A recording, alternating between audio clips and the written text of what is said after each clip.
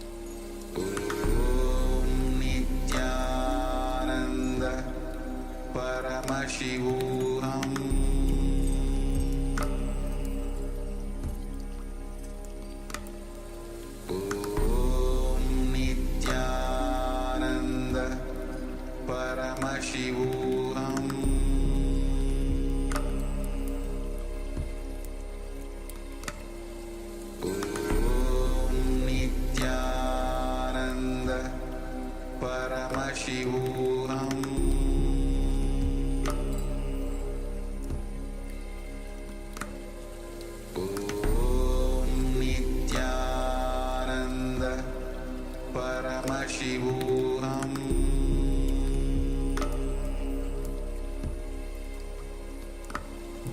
Om Nityananda Paramashivoham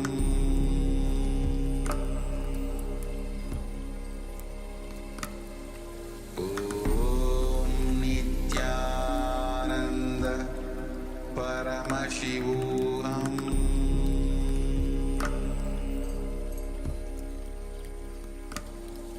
Om Nityananda Paramashivoham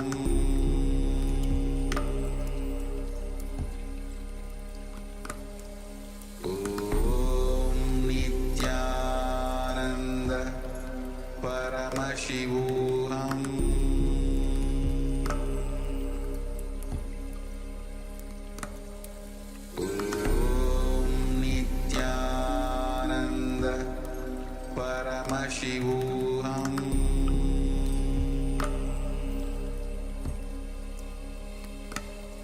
Om Nityananda Paramashivoham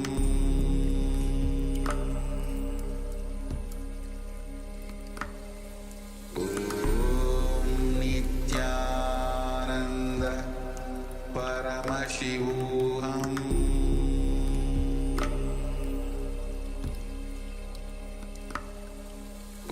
Om Nityananda Paramashivoham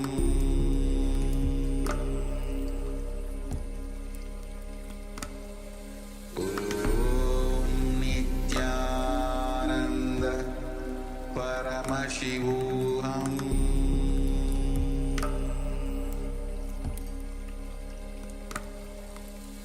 Om Nityananda Paramashivoham. So now let us move ahead with the verification step. Start the verification process. Take the after picture of the object along with the measurement, the weight of the object, and do let us know in the Zoom chat if you are able to see any difference. Even it can be a minute point difference, not a problem. Please do let us know, because even the smallest manifestation is Paramashiva's manifestation. We need to celebrate that.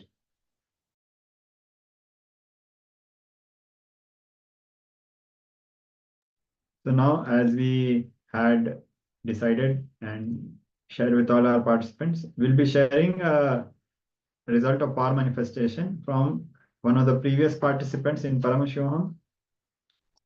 We'll be sharing those screenshots.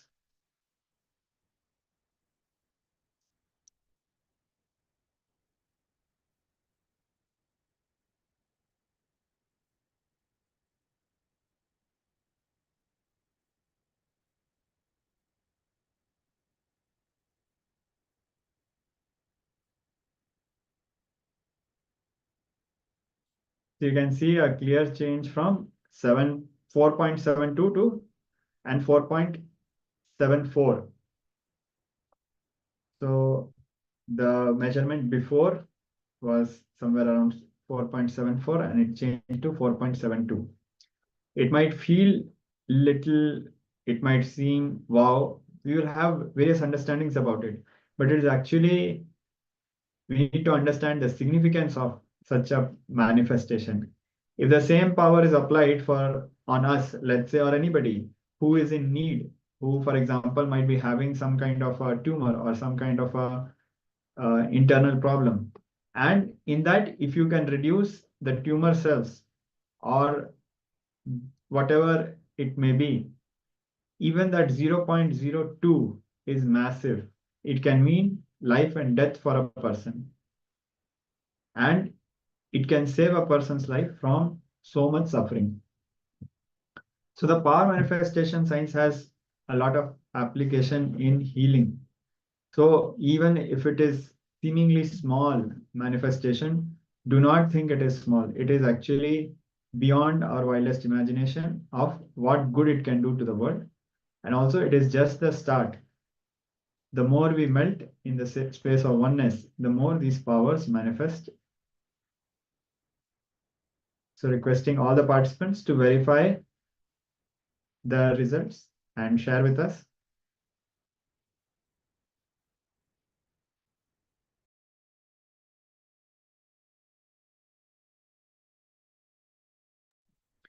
So while all our participants share the results of the power manifestation, let us move ahead with the next revelation by Swamiji. It is about causing others' reality. So for all those who are stuck trying to cause your reality but not able to move ahead, you need to try to cause others' reality. When you start causing others' reality, your reality will be caused. This can be experienced only when we do it, when we start working on it. So now let us move ahead with this powerful revelation and understand directly from Swamiji.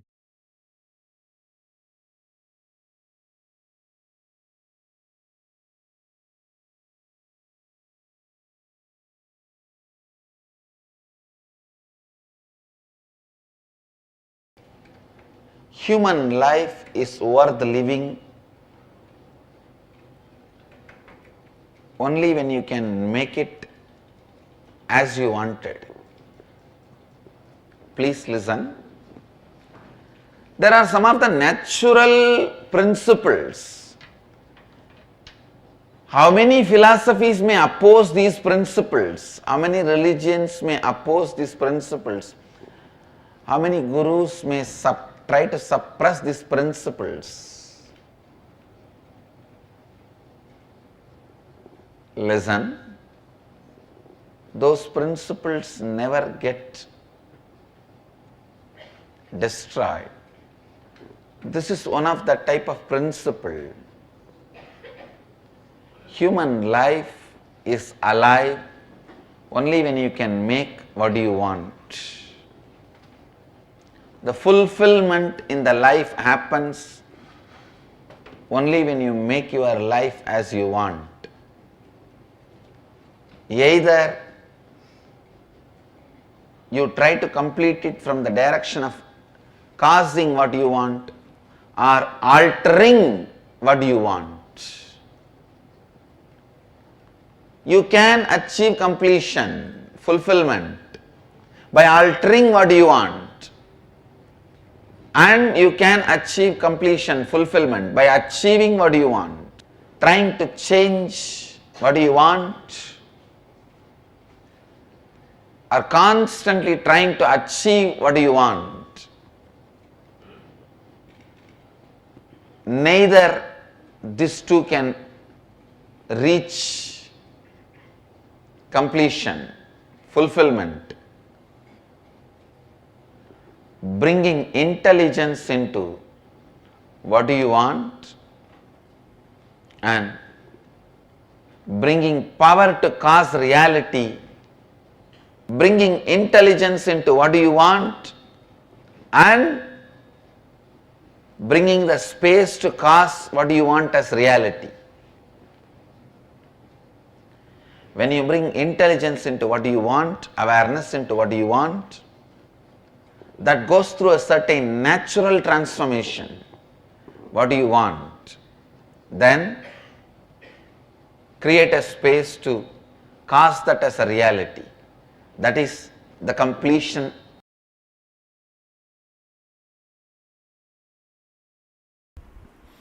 You have human body to taste ultimate superconsciousness.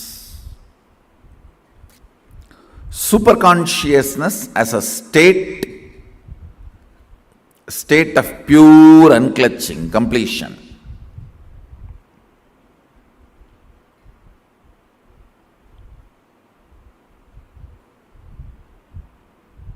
Superconsciousness as a state, pure state of completion.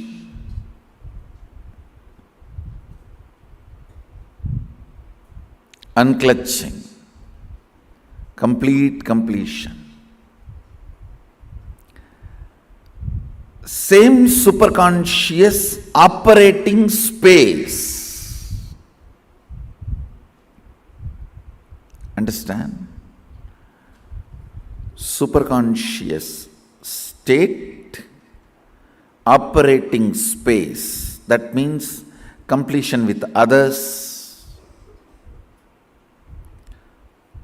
Not only completion with others can be considered as a being neutral state, neither negative nor positive. Enriching others, where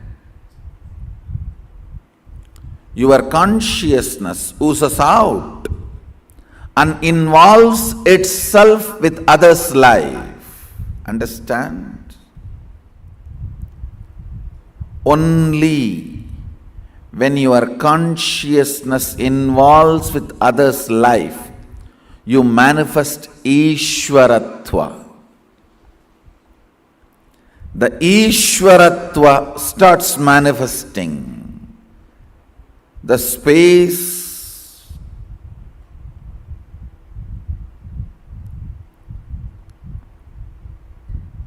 where you lead. Understand, everyone wants to be a leader. Really, everyone is interested. They want to be a leader. They want to help humanity. They want to show humanity how life should be. Listen.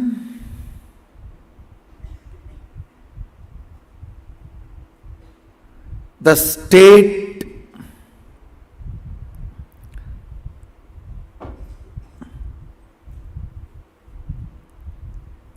only when it becomes operating space starts leading. State of Sadashiva, when you start operating from it, the space of Sadashiva, where not only you share completion with others,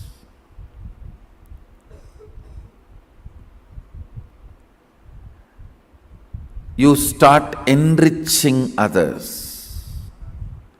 You start causing others.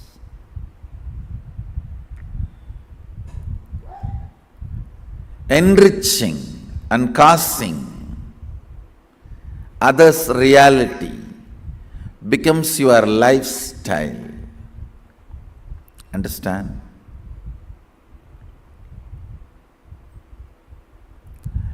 It is only when you exhaust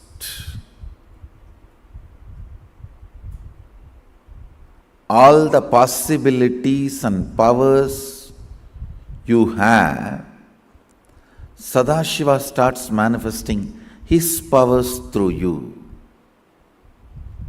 Listen carefully. Greed means want to have more without even utilizing already what you have. Need means exhausted everything you have. If you get more, you are ready to use it. Sadashiva gives his powers for needy, not for greedy. This is the difference between need and greed. You exhausted everything he has given you already. If he gives you more, you are ready to manifest. You are ready to function. You are ready to share. You are ready to operate. Then he is ready. He is ready to give. Listen. Listen to these fundamental truths. The state of Sadashiva, pure Nirvikalpa Samadhi, unclutching, complete completion, what we call Purnatva, the first word of the first Vedas, first Upanishad.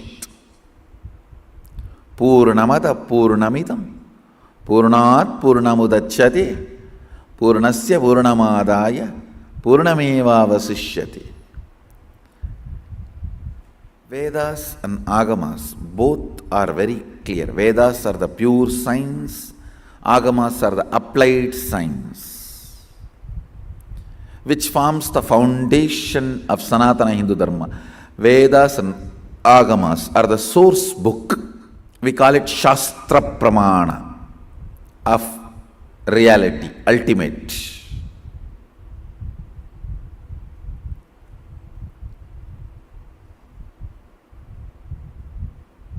The fundamental thought current in Vedas and Agamas, it's very clear, out of completion, Purnatva only, all the great things manifest.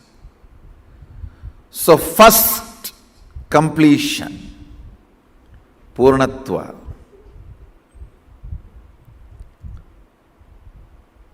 That's the first and foremost responsibility of human beings.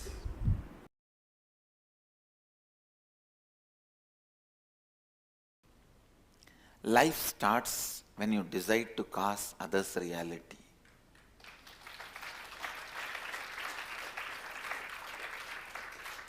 Because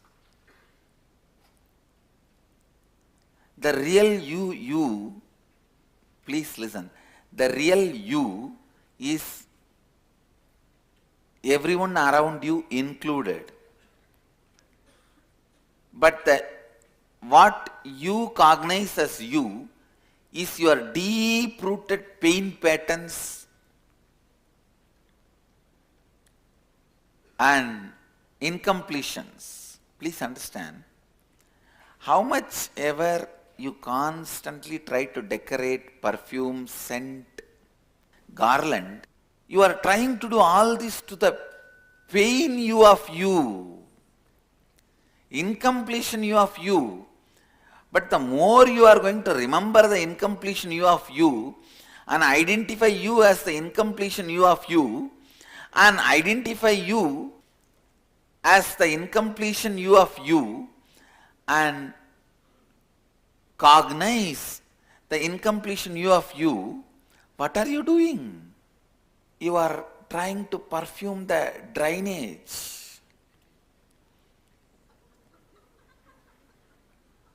Trying to perfume sewage tank. So the first shift is required, first action is required, not in your doing, but in your cognition.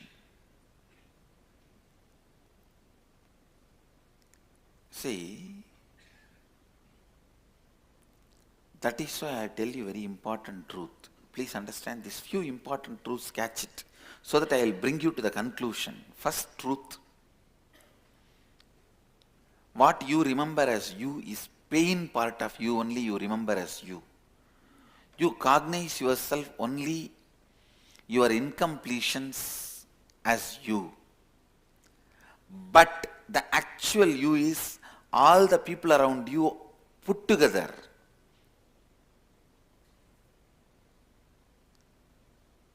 Third, because what you cognize as you is only the deep-rooted pain patterns and incompletions of you, how much ever you try to perfume it, scent it, even put Kasi Chandan on it and garland it, do whatever. But the moment you open, what comes out?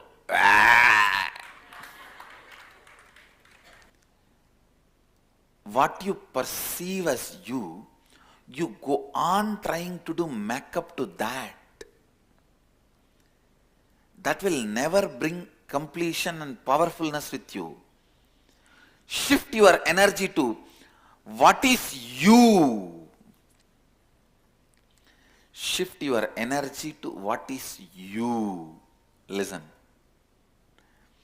The real you is all the people with whom your life is involved, all the lives who are involved with you. All this put together is you. When you shift, when the cognitive shift happens, all of them are you, you are them. Suddenly your joy, your pain, your life, your goal, your purpose, your right, your wrong, your dharma, your adharma, everything gets rewritten. That rewriting is what I call rewriting your future.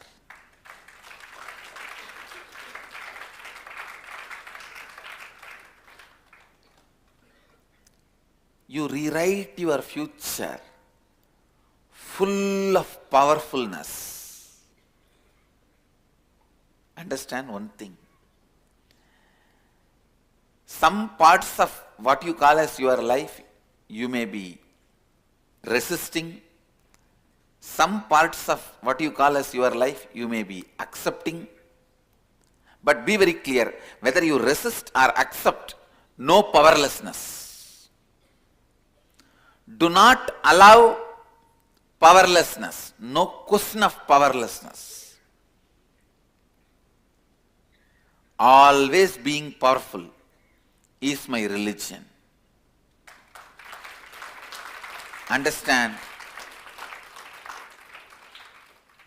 Love, compassion, all that will start happening in you from the right context.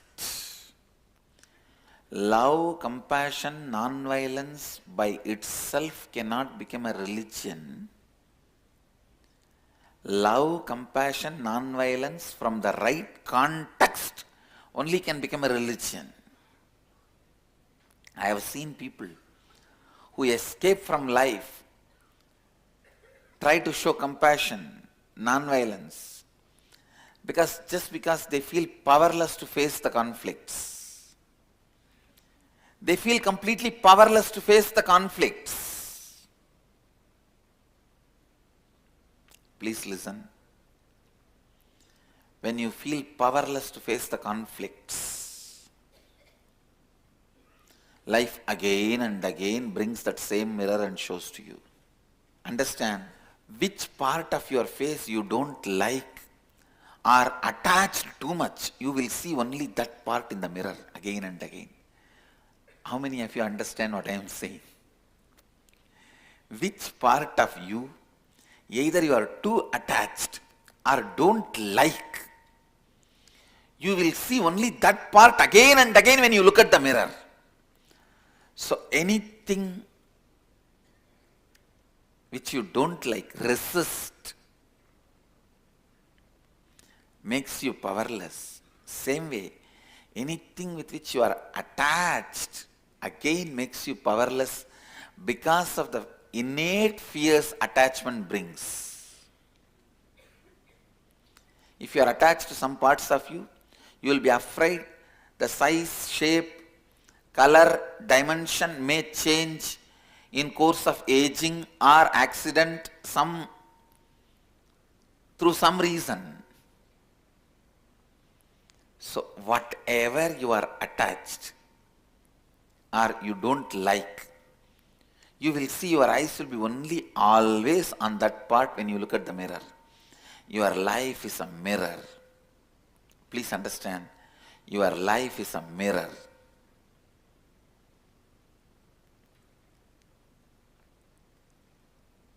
If you allow anything to make you powerless,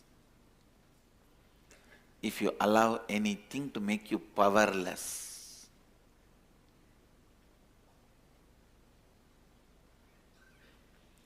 that will be constantly shown to you as the mirror.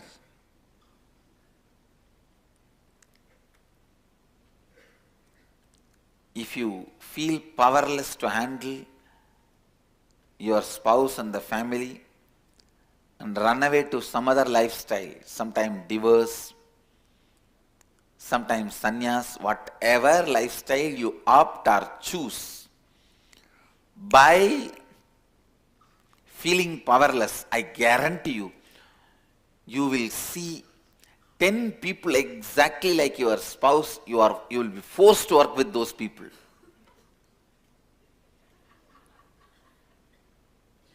You will see if you run away from an employer, from a boss, 25 bosses exactly like them. You will be forced to work under them and report to all of them. Understand, it is not mirror's mistake. You are all the time seeing the nose which you don't like. It is your mistake. You have given too much attention to it. When somebody else sees their face in the mirror, they don't see the nose all the time. Because you don't like your nose, you see as if your whole face is just appendix of your nose. You won't feel like your face has nose, you will feel like your nose has face. Because you don't like something, you resist something.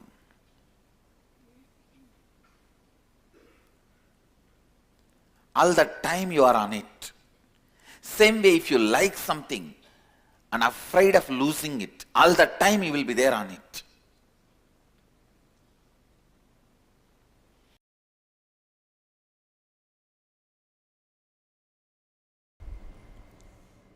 Hindu tradition has only 3 steps for ultimate realization, manifesting Sadashivatva.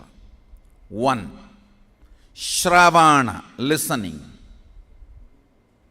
2. Manana, internalizing. 3. Nididhyasana, manifesting, living. Listen carefully. Any great truth you listen, Shravana, which goes into your length logic dimension, should become part of your depth cognition. Once it becomes cognition, you start living it. That's all.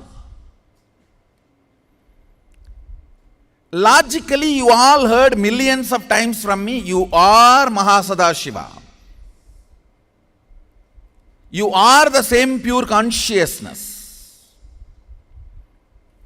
But it has not yet become your depth, cognition.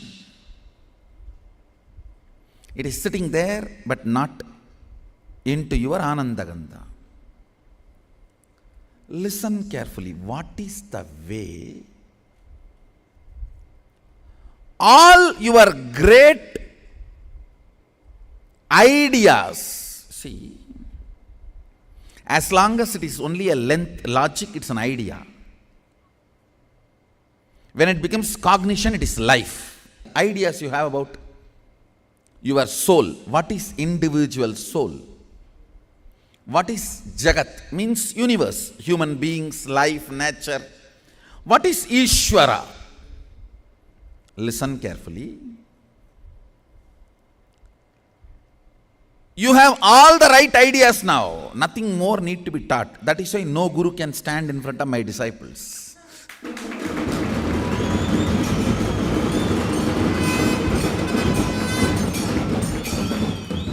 I challenge any question answers. My Tanedar. There is nobody in the field to stand my Tanedar. You guys know too much. No doubt. Amazing ideas about self means Jiva, Jagat, universe, Ishvara, God. You know too much and it is in your logic, in your length. But it has to become your cognition, depth. How? How? Understand, when all the great ideas about Jiva, Ishvara, Jagat self, universe, and God is sitting in your logic. It is yet to become your depth cognition. You all have all the right things. I have seen many people, when they advise others, the way they advise, oh God. Understand, it does not need to be our weakness. It can become sadhana. Listen. How many of you feel when you solve others' problems, so many clicks happen inside you and many of your problems are solved? Raise your hand. That is always the technique. Start causing others. That is what I am saying.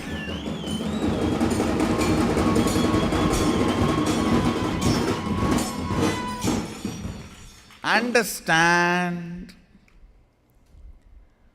all the great understandings you have about each self, universe, and God, Jiva, Ishvara, Jagat. Jiva, Ishvara, Jagat. All the great things, great ideas you have need to become part of your cognition. Depth. How many of you feel everything I have in my length, if it becomes depth, now I will become enlightened? I have so much. What is the methodology then? Causing, that's all. Now you know where you are standing, you know where you need to reach, and you know the path.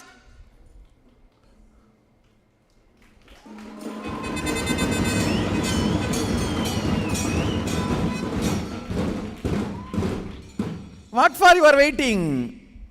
Pick up the phone, call now. Like how in US advertisements, TV, they say call now, call now, call now. We should make cost now, cost now, cost now.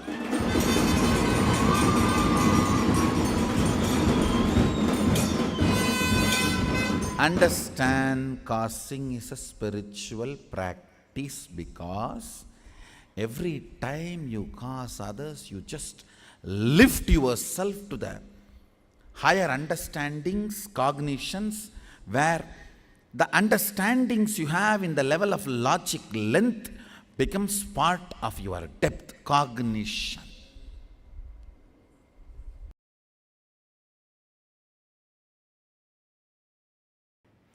Purpose of life is to manifest Sadashivatva, to manifest, listen, live the state, radiate the space, manifest the powers of Sadashiva, ultimate.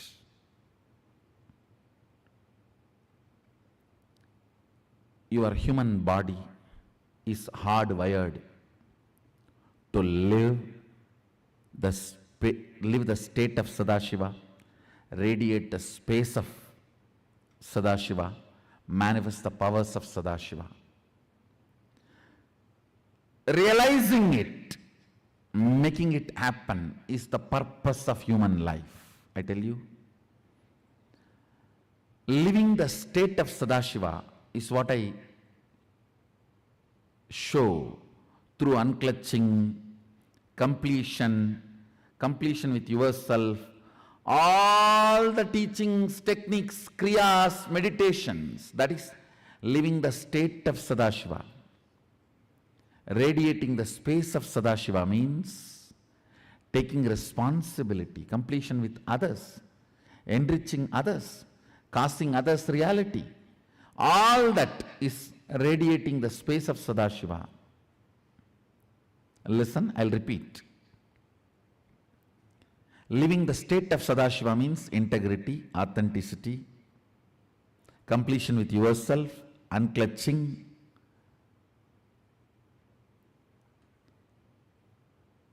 meditation, everything. Radiating the space of Sadashiva means taking responsibility for others, completion with others, enriching others, casting others' reality, all that. Third, manifesting powers of Sadashiva. You know, the extraordinary powers of Sadashiva manifesting it, living it, becoming new human being, superhuman being. Understand?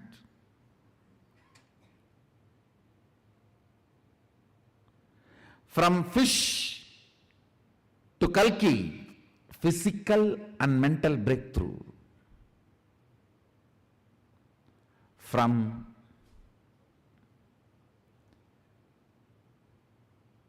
monkey to human, again, physical and mental breakthroughs. From man to Superman. From man to Superman is a conscious breakthrough. Understand? Time has come.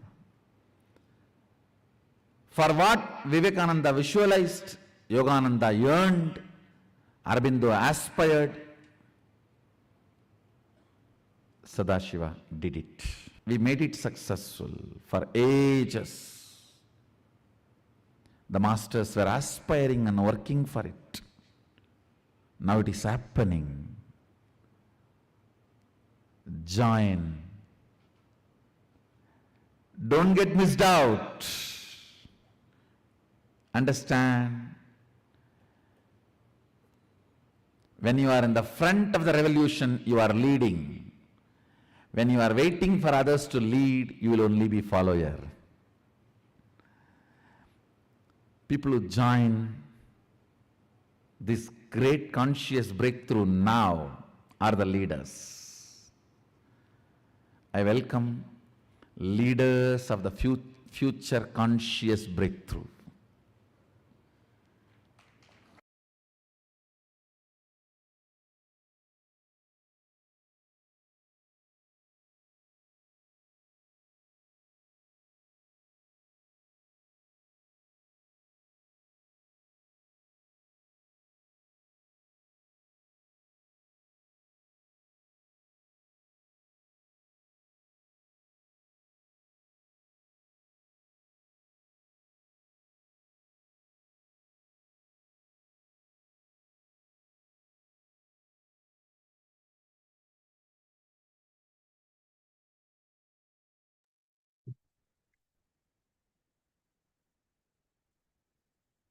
Nityanam.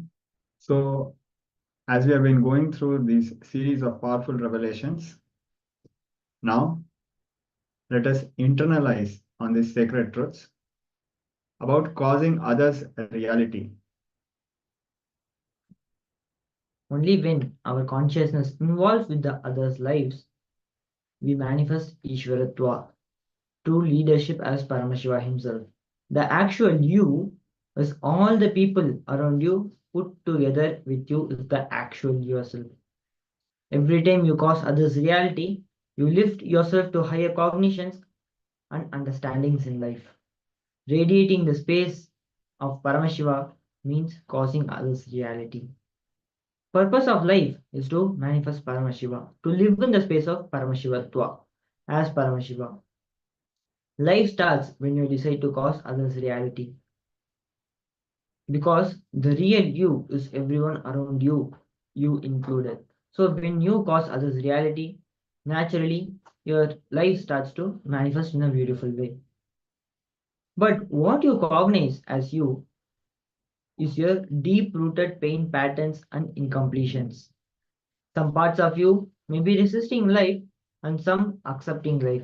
Whether you resist or accept, don't allow powerlessness in your life.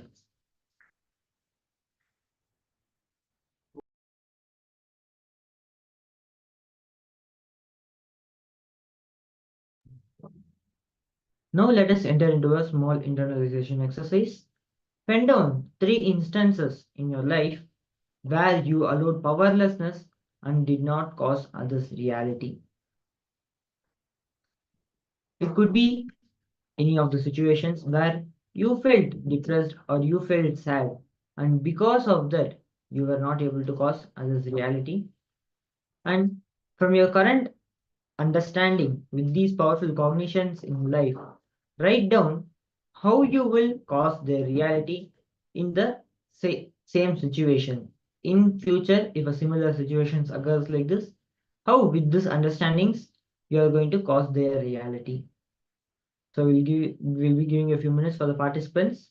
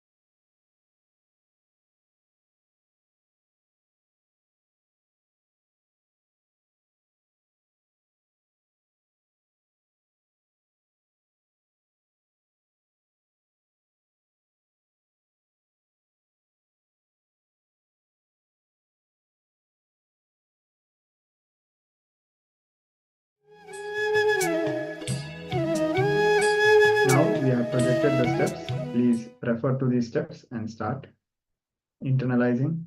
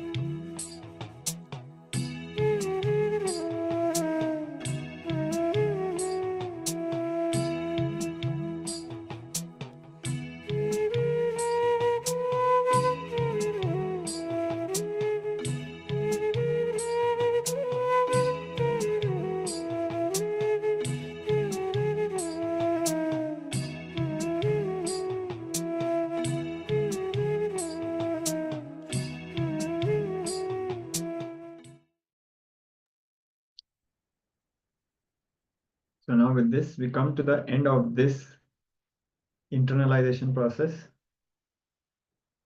I'm sure all the participants, as you're doing this sincerely, you will be getting strong clicks and understandings. And it is important that we constantly keep sharing this, because when you are planning to share it and when you are chewing upon it and you think how it will benefit other participants also, these understandings will go deeper in your muscle memory, in your bio memory, in your understanding. So with this, we request all the participants to share the powerful clicks and understandings you got from this exercise. And in the meantime, we'll also move ahead with the next round of power manifestation. Yes. Now let us enter into the power manifestation of Lahima and Garima, which is increasing or decreasing the weight of an object. Or you can even test it on yourself as well. So this can be a very big solution for people who feel overweight. They can easily, just by manifesting the powers of Paramashiva, they can reduce their weight and become fit. So now let us enter into the power manifestation. Start connecting with Swamiji by chanting the Mahavakya, Om Nityananda Paramashivoham. And start feeling the oneness with Swamiji. Fall into that Advaitic space of oneness. You are not separate, Swamiji is not separate, and the world is not separate. All three are one. Falling into that oneness space, start manifesting the power. Command the object to reduce its size. You can also capture a picture with the object on the measurement tape on the scale, so that after the power manifestation is done, you can check it out. So now let us enter into the power manifestation. Om Nityananda Paramashivoham. Om Nityananda Paramashivoham. Om Nityananda Paramashivoham. Let us now begin the power manifestation.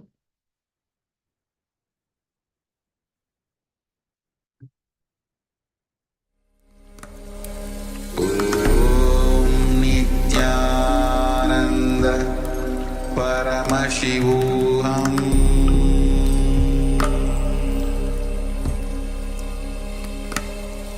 Om Nityananda Paramashivoham.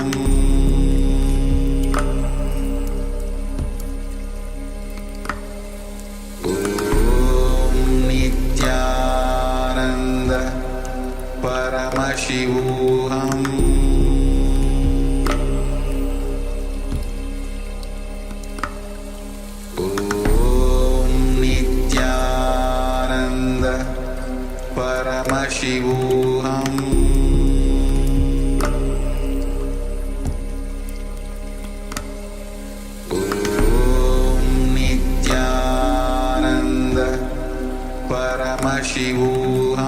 Om Nityananda Paramashivoham.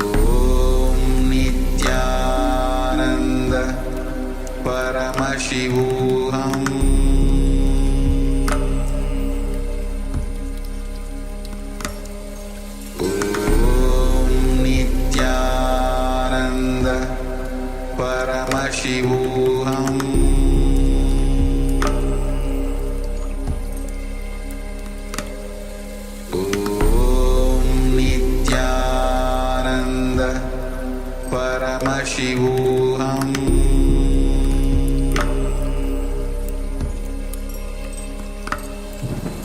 Om Nityananda Paramashivoham.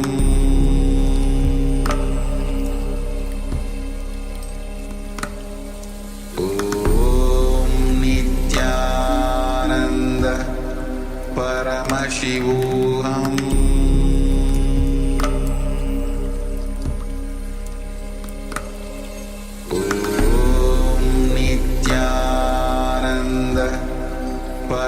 Paramashivoham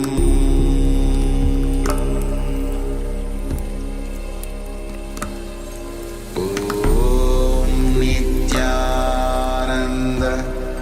Paramashivoham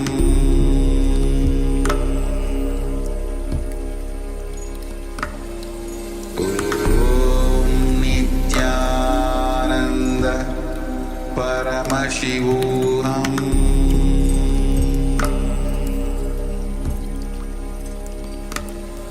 Om Nityananda Paramashivoham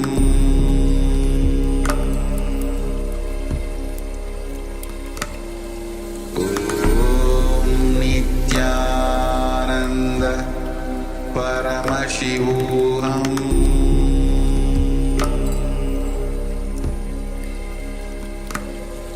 Om Nityananda Paramashivoham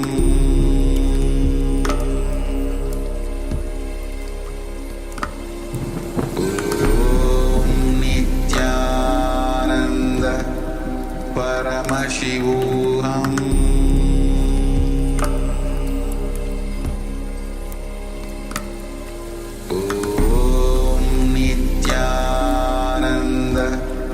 Paramashivoham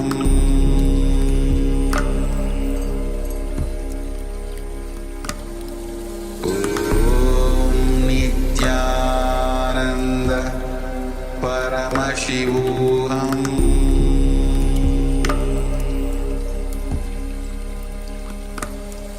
Om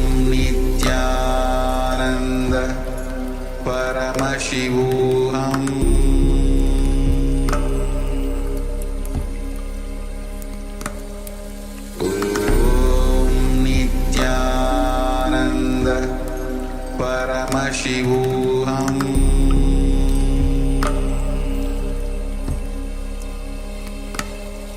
Om Nityananda Paramashivoham Om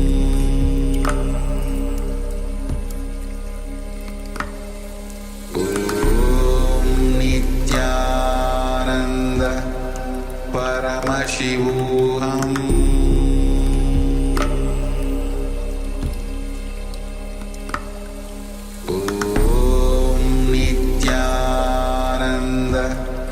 Paramashivoham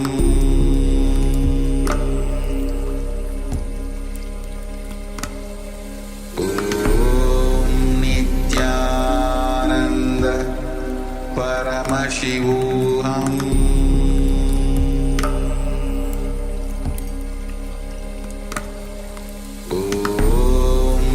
Nityananda Paramashivoham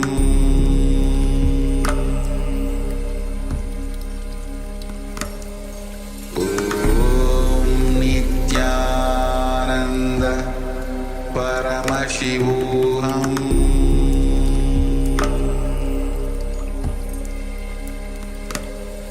Om Nityananda Paramashivoham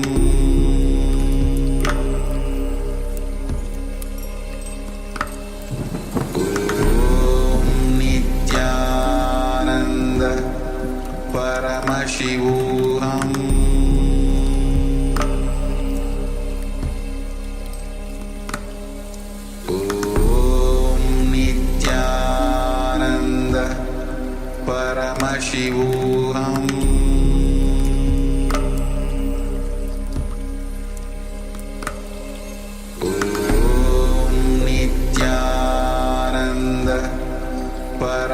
Paramashivoham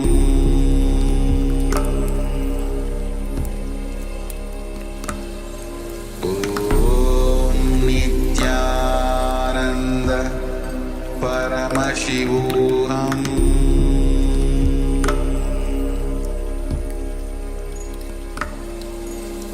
Om Nityananda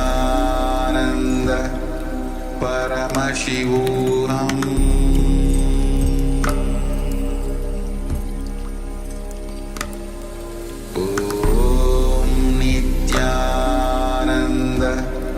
Paramashivoham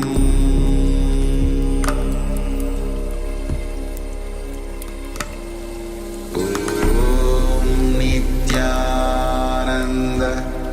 Paramashivoham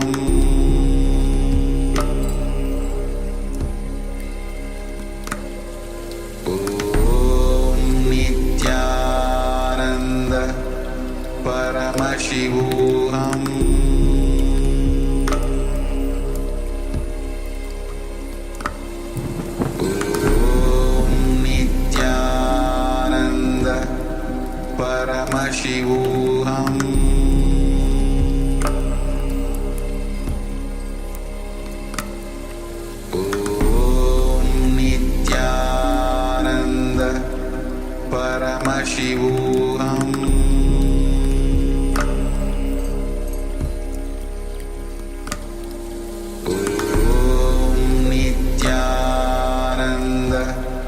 Paramashivoham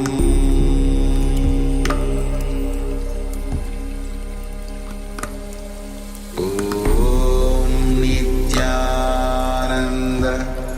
Paramashivoham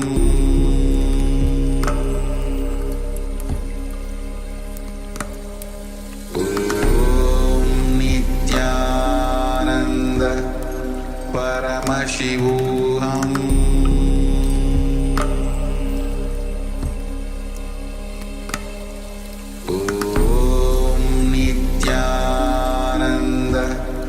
Paramashivoham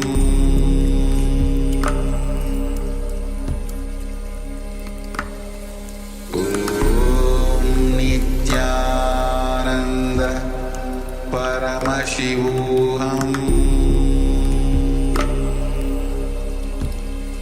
Paramashivoham Om Nityananda Paramashivoham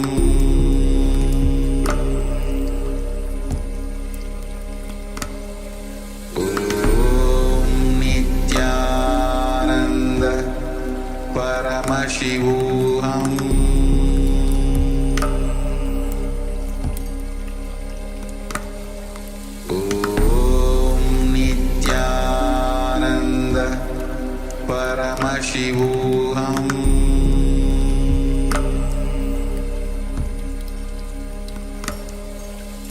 Om Nityananda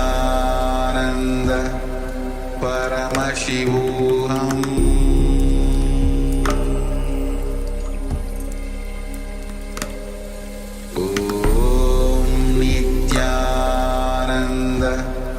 Paramashivoham Om Nityananda Paramashivoham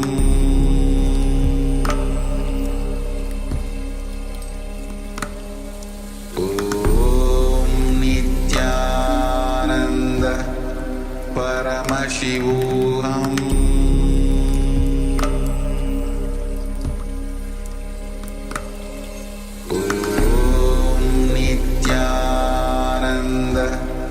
Paramashivoham Om Nityananda Paramashivoham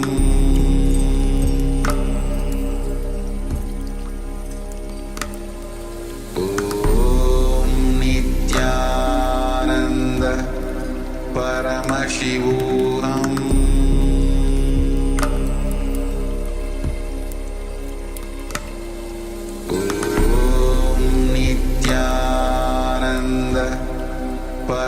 Paramashivoham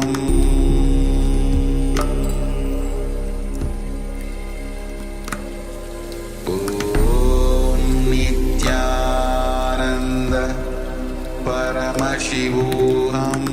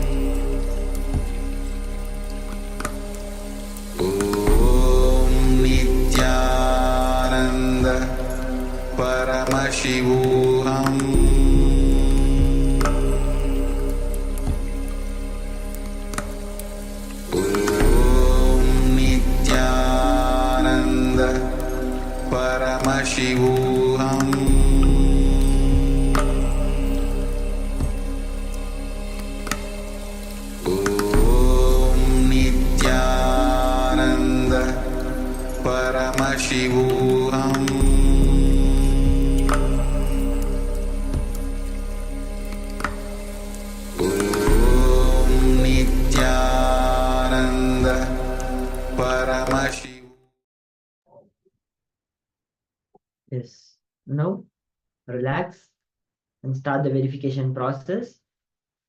We had such a long time to manifest the power.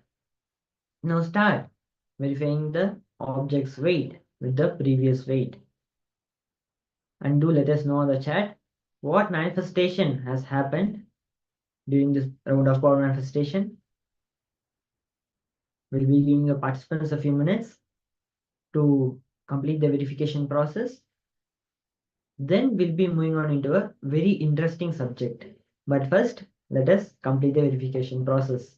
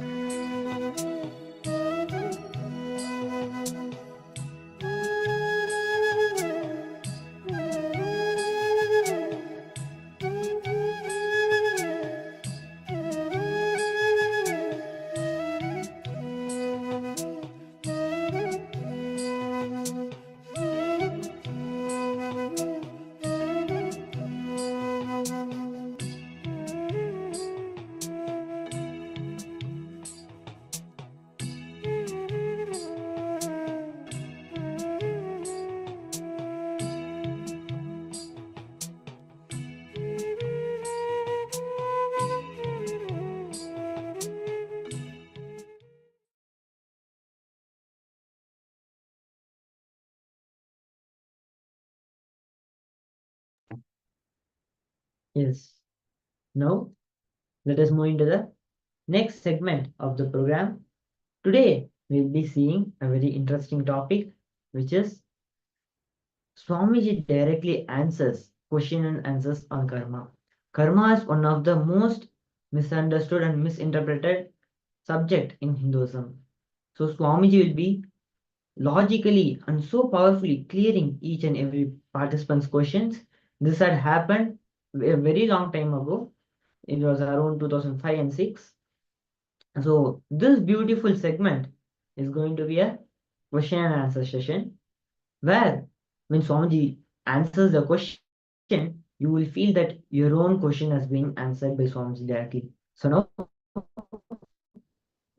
please be in a very intense state of listening and pay awareness to each and every word that Swamiji utters, so that you can get the full benefit from this revelation directly by Swamiji himself.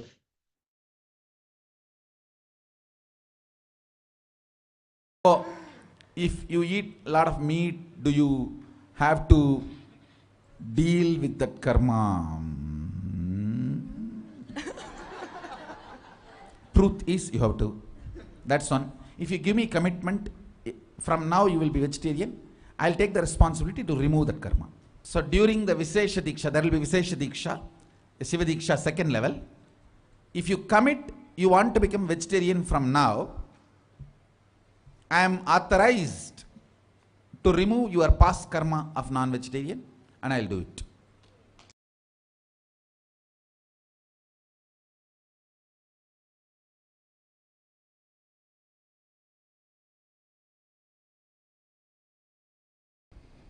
Consciously you can take just one birth. What happens to the karma accumulated in that birth?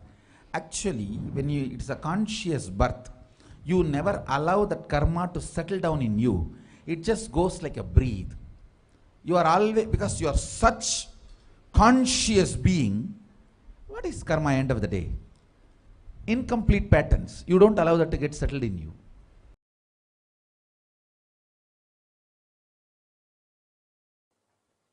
We have some researches and research reports, but before seeing the scientific researches, let us understand these two words, karma and healing.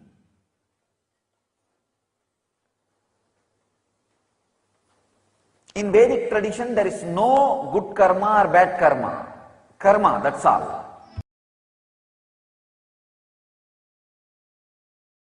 You feel you are bound by actions and inactions.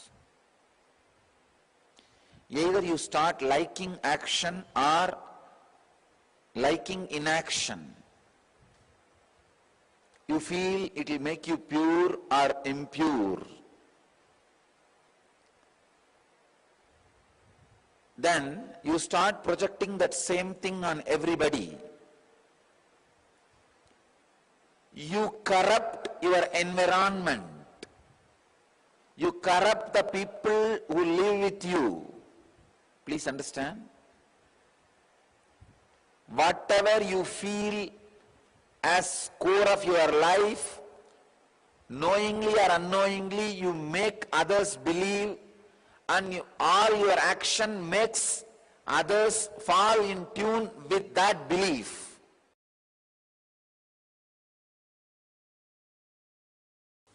Whatever you are not able to make it part of your life, your understanding, is bad karma. Whatever you are able to assimilate and make it as part of you is good karma. Please understand, it's like this. The projector. Some scenes are projected through the projector on the screen. Sometimes the light is too big. Only some 70% is falling on the screen and the 20% is falling 30% is falling outside the screen. The screen is life, the projector light is karma. Whatever is falling inside the screen is good karma. Whatever is falling outside the screen is bad karma. So now what to do to make the whole thing as good karma? Just expand the size of the screen. Expand your understanding about life. Whatever can fall inside your screen, the screen means your experience about life, is good.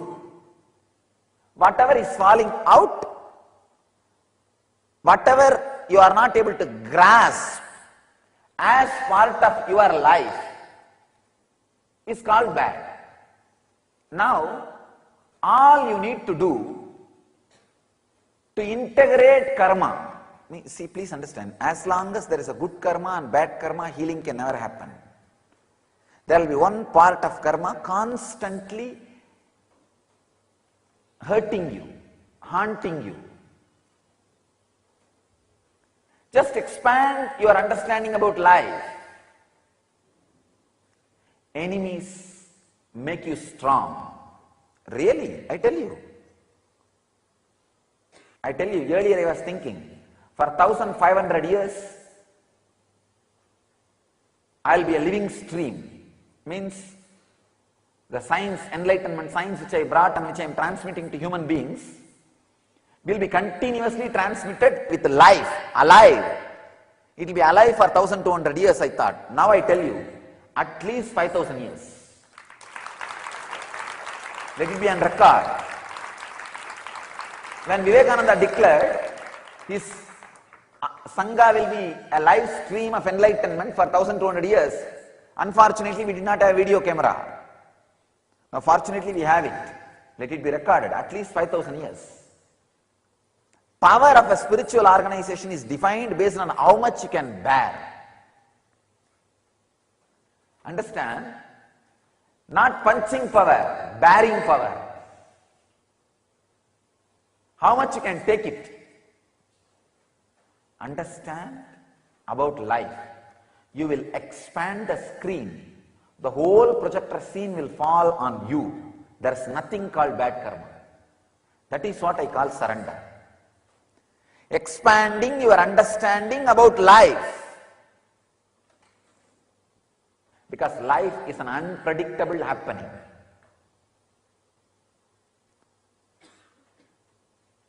When you are ready to expand the screen, means your understanding about life, your experience about life, whole thing falls inside the screen. There is no bad karma. Understand? Bad karma is the projector light falling outside the screen. Projector light is a karma. Your understanding about life is a screen. Just expand it. I tell you. The weight which you lift is karma. The pain which you feel is bad karma. The muscle which you build is good karma. If you have the understanding, the pain is part of the muscle getting built, there is no bad karma. There is no pain. Then suddenly you will see, whole thing is good. The enemies who attack is karma. The richness which you became, the strength which you became is good karma. The pain you go through at that time is bad karma. But if you understand the richness, the strength, the extraordinary strength happens because of the pain which you go through at those moments of insecurity. When you understand that, there is no bad karma. Whole thing becomes life.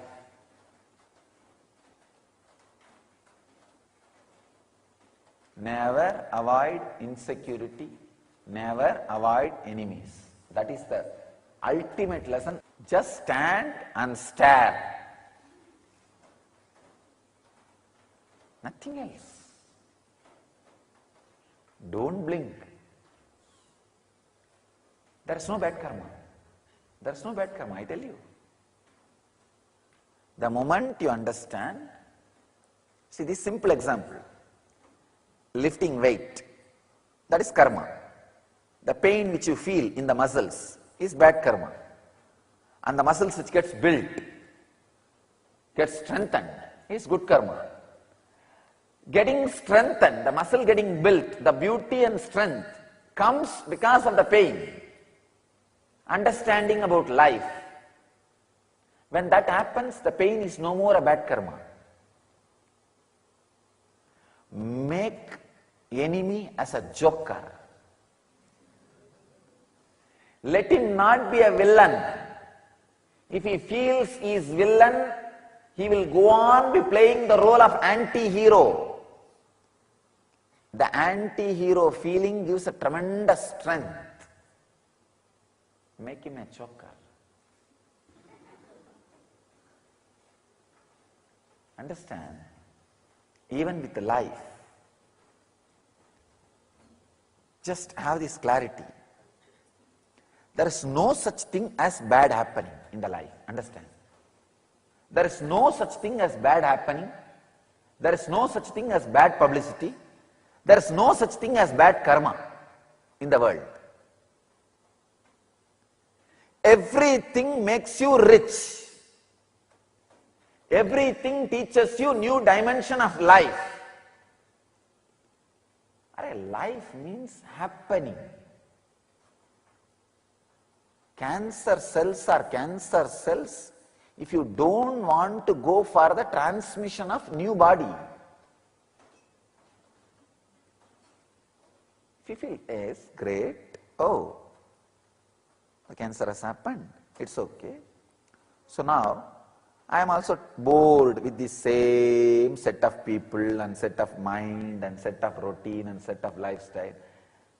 It will be really nice if I have a new body and new people, new friends and new situations and new possibility and new opening and new happening and possibility to learn new language, new people, new friends and new life. Great.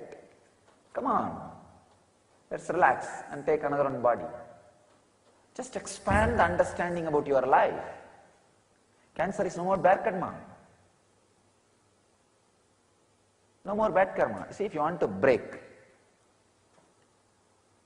candy, chocolates, if they already made one line, in some candies there will be lines. Easily it can be broken in that lines. So you can't call that line as a bad karma.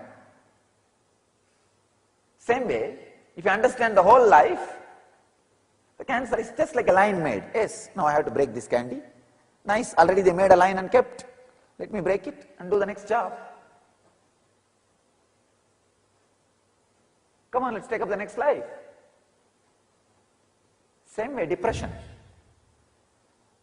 When you have the depression, the possibility to create new mind is there in front of you. You can say, come on, hey. Depression means there is something seriously wrong with what I was doing, with my understandings. So it's not bad karma. The possibility of expansion is there. Let me look into it. Let me break. Let's get into next life, next mental setup. I tell you, every cancer is a possibility for new body. Every depression is possibility for new mind. Just expand the understanding. Expand the understanding. That's all, nothing else. Go on expanding the screen on which the projector light and projector scene is projected. There can be no bad karma. All incidents and happenings of your life should be inside your screen, inside your understanding about life. That is what I call living enlightenment. One more definition. All understandings and happenings of your life, possibilities of your life, if it is inside your understanding screen. See, your understanding and experience about your life is the screen. If everything is inside that screen, you are radiating enlightenment. That's all. Expand the understanding about life. No wounds, no hurts.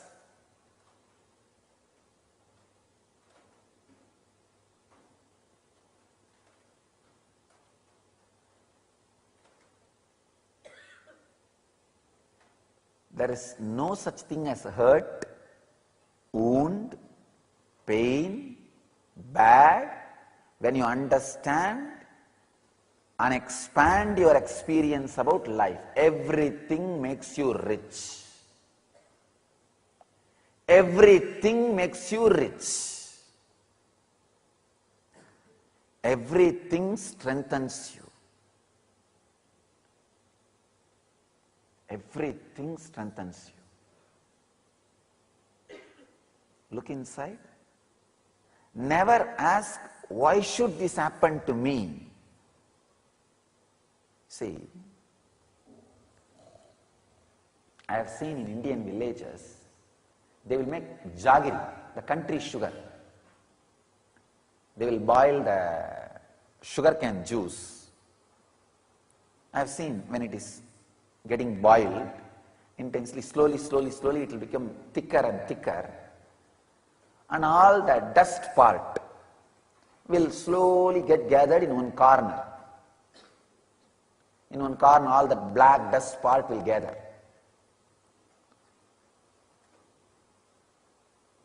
And they will take that out and they will make a different kind of a jaggery out of the dust. It's called karupatti. In Tamil they call it. It's a different kind of jaggery that is used as a medicine, understand? The dust jaggery is used as medicine. Because the dust is nothing but the bits and pieces which can't be crushed. Sugar cane pieces. The sugar canes, the little bigger pieces which can't be crushed nicely. That is the dust. So that will come up separately. When that happens, if some few mud and all falls, that cannot be used. Same way, understand,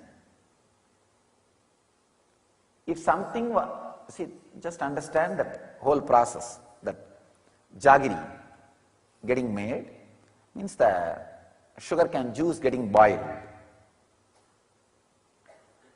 The dust part, the dust jaggery, that is what you call as bad karma. I can say depression or cancer. That is really not unusable. Only if the outside mud falls into it. Outside mud is you asking why this happened for me.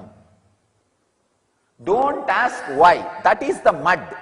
If the mud falls on the dirt, that dirt cannot be used. If the mud does not fall on the dirt will become medicine. I have seen that dirt. They will collect that dirt and make karupatti, which is a medicine for ulcer, especially stomach ulcer. That's a medicine. And throat problem, throat irritation, that is a medicine.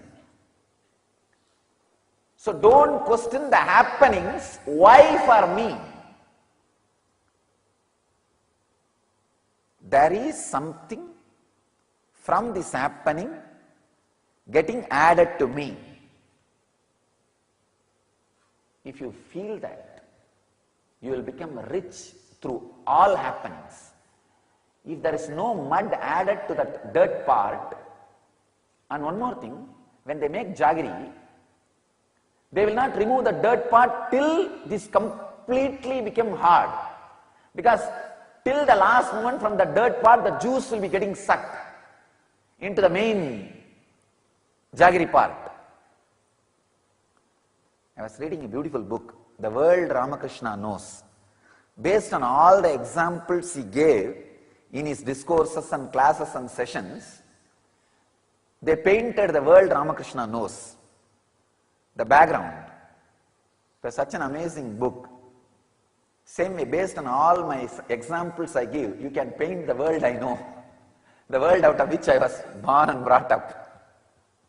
Actually, you need to know that world. Only then you will understand completely the implications of my teachings. Only if you have seen the villagers making jaggery, large vessels, boiling the sugar cane juice, you can understand the lesson which I am teaching now. In large vessels they will burn, boil, and boil the sugar cane juice. When it becomes semi-solid, the dirt will start gathering, and they will not remove the dirt out of that pot till the end, because till the end the juice will be getting extracted out of the dirt into the jaggery. When it becomes almost solid, only then they will remove the dirt part and make a separate mold out of the dirt part, so that it will become medicine. So the dirt itself is not useless. Don't think it is useless. No. It is useful. But when the mud gets added into the dirt, it will not be useful. It has to be thrown away.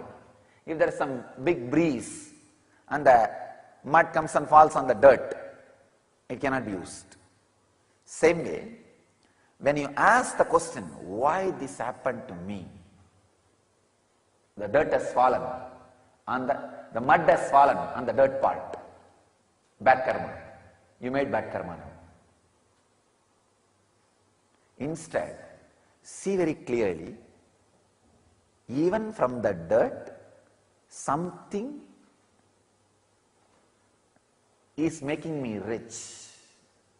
Something is happening. When you wait without removing the dirt and observe, all the juice and lessons you need to learn from the dirt will be taken into the main jaggery, the good karma. And after that also, even that essence dirt will become medicine. So there is no bad karma. There is no bad karma. Any incident happens, makes you rich, makes you richer than what you are. Understand, life is paradox. When you are not interested in living with paradox, you will not have life. You will not have life. Life is conflict model. Understand? Life's model is not square or round or rectangle or triangle. Life's model, if you want to know the geometry of life, understand, it is called conflict model.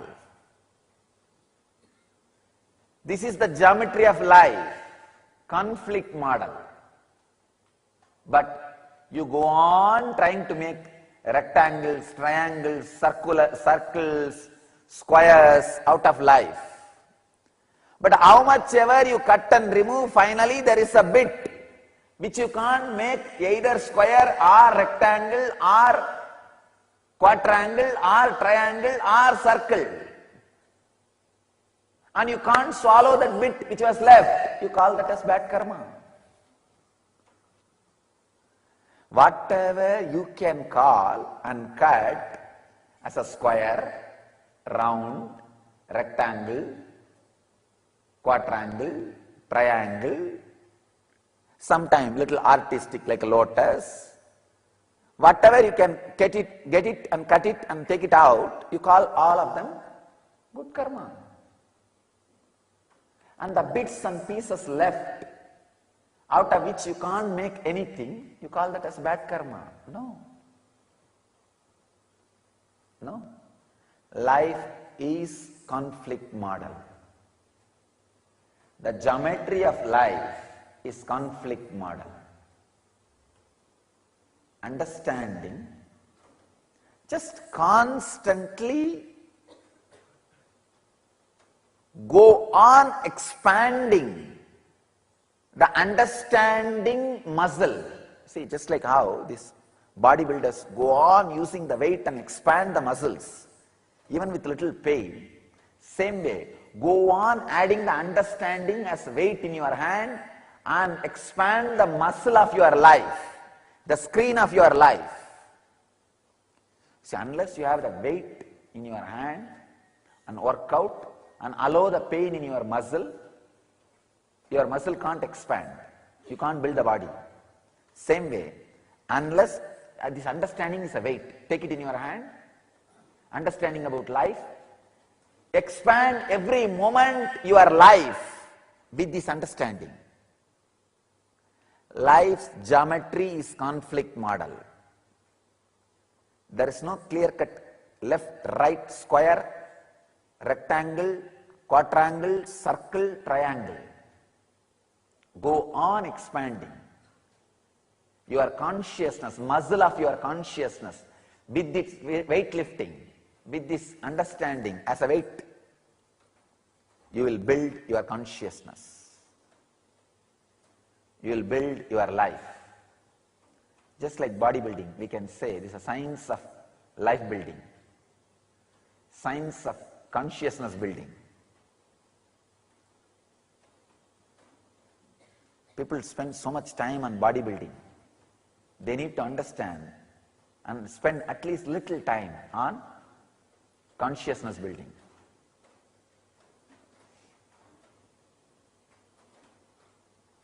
On life building. If you understand karma, healing happens immediately.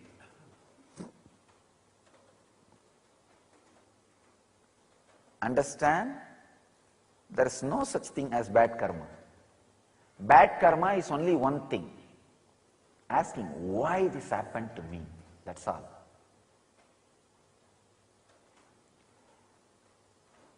Another one funny thing, if you go and hit at the wall and say, why there is a wall here? I should be walking through this way. Why is a wall here? And you go on hitting. Who is going to suffer? Then you will blame the person who decided to build. Then you will blame the person who built. Then you will blame the person who funded it. Then you will blame the person who poured water to it. Then you will blame the person who painted it. Then you will blame the person who is not demolishing it. Without understanding the simple science, door is other way.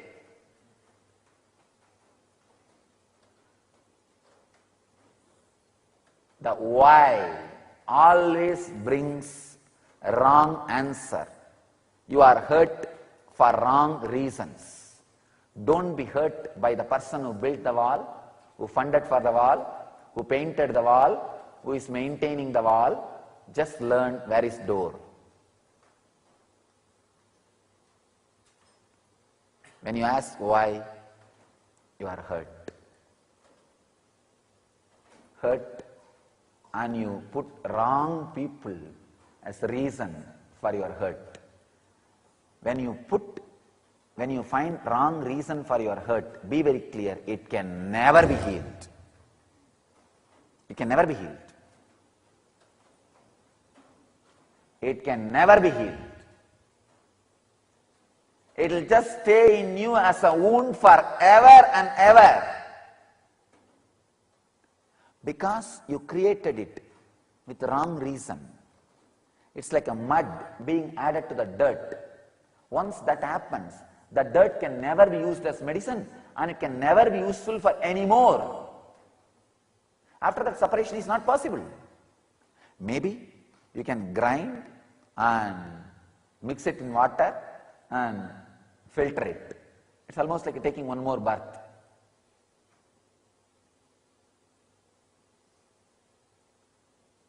Understand this great truth.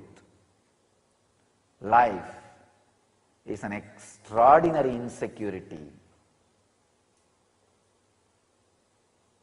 It is extraordinary insecurity because it is living. Living means extraordinary insecurity. Either you can be exhausted by it or excited by it.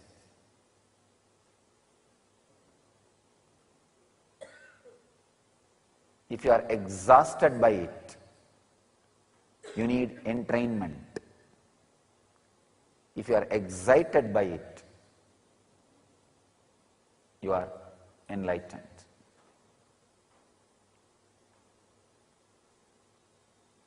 Understand these 5 E's. Life is an extraordinary uncertainty. Either you can be exhausted by it or excited by it. If you are exhausted, you need entrainment. Don't go for entertainment. Entertainment means diversion. No. You need entrainment. If you are excited by it, you are enlightened. I tell you, the secret of that courage is this one understanding. I never ask the question, why? No. Not even once. Why this for me? No. Why makes you shrink?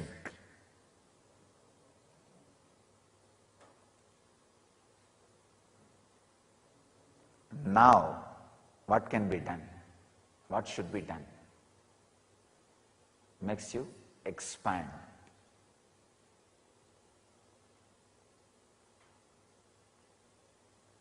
Expand the muscles of your consciousness by lifting the understanding as weight. There is no such thing as bad in the life.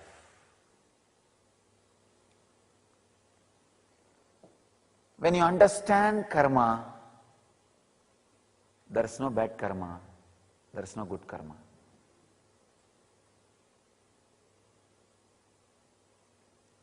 Expanding the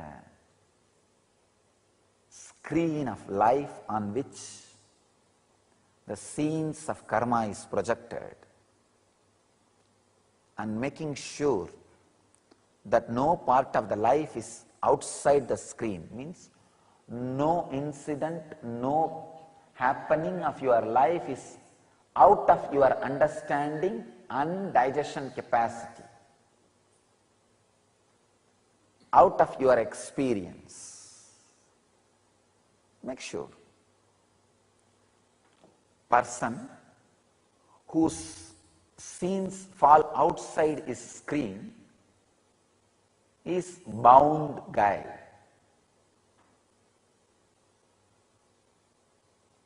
Bandha jiva. Person whose all scenes fall inside his screen is Jivan Mukta, enlightened. Person whose screen is so big, even others' projectors can be projected and seen, is incarnation.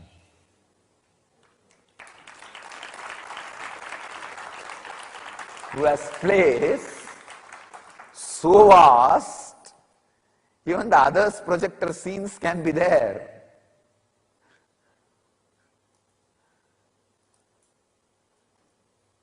Good or bad, he is ready to digest, swallow.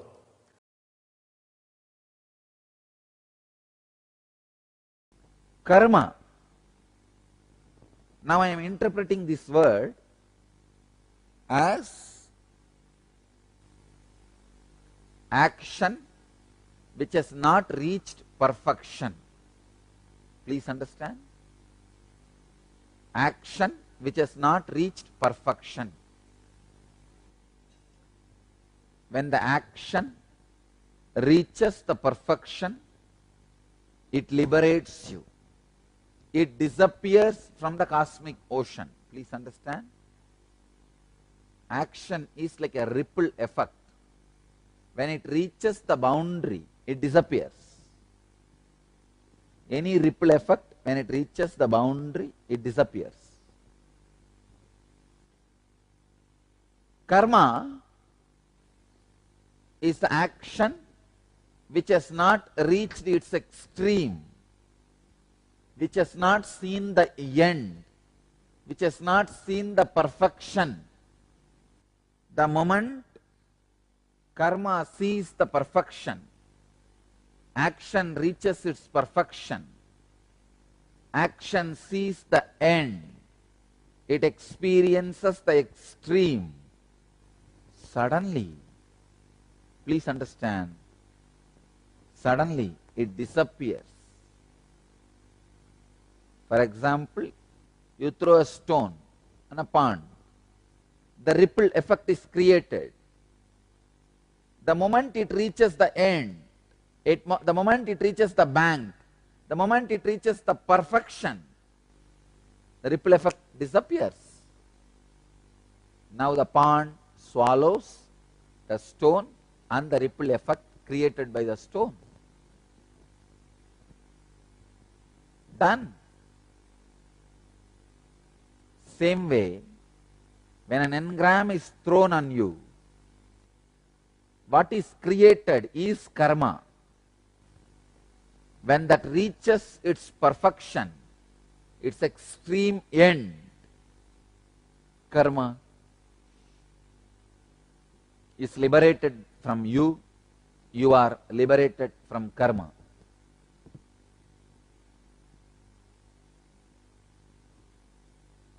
That is why in all our programs I emphasize so much on completion.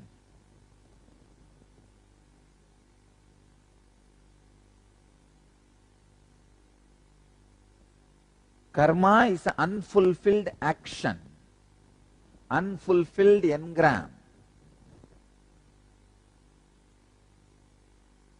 Please understand, it's unfulfilled engram. For example, you have some strong anger, hiding anger about your parents, about your sister, about your family members. That's a karma. Now, unless you complete it, unless you make it perfect, complete, you will not be relieved from it. At some situation, very difficult situation, that engram will come up and it will be so strong, knowingly you will put yourself in a big mess. Understand? Knowingly you will put yourself in big mess. It is not that all the time people put themselves in a big mess unknowingly. No. Knowingly you put yourself in a big mess. Karmanye vadikaraste ma baleshu gatachanaha ma karma balahe durbuhu mate sankostva karmani. Uncompleted, incomplete karmas, when they are sitting in you, they will be so wild, so strong. They will find some justification. Usually they find the justification of comparison. Why? Why should I alone be non-violent? He is also violent. Let me be also violent. Only then I can protect myself. Understand? By all your justification, you may try to be violent. That is not going to protect you. He will also be in a soup. You will also be in a soup. That's all. Both of you can swim in the same soup. That is not going to solve your problem. He will also be in a chaos because he is violent. You will also be in a chaos because you are violent. Understand? Minus, plus, minus, plus, minus. You really, in a very, very powerful manner, can heal you, cause your reality, and give everything auspicious that you want in your life. How many of you here have seen whenever you just share something with your people around you, or like someone you helped, just got a smile on someone's face, you immediately, instantly, you felt so beautiful inside you. How many of you have observed this?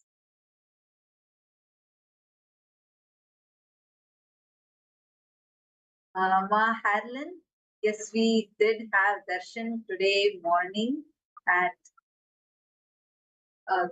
darshan at I think 10 a.m. Eastern Standard Time. We had the very special darshan.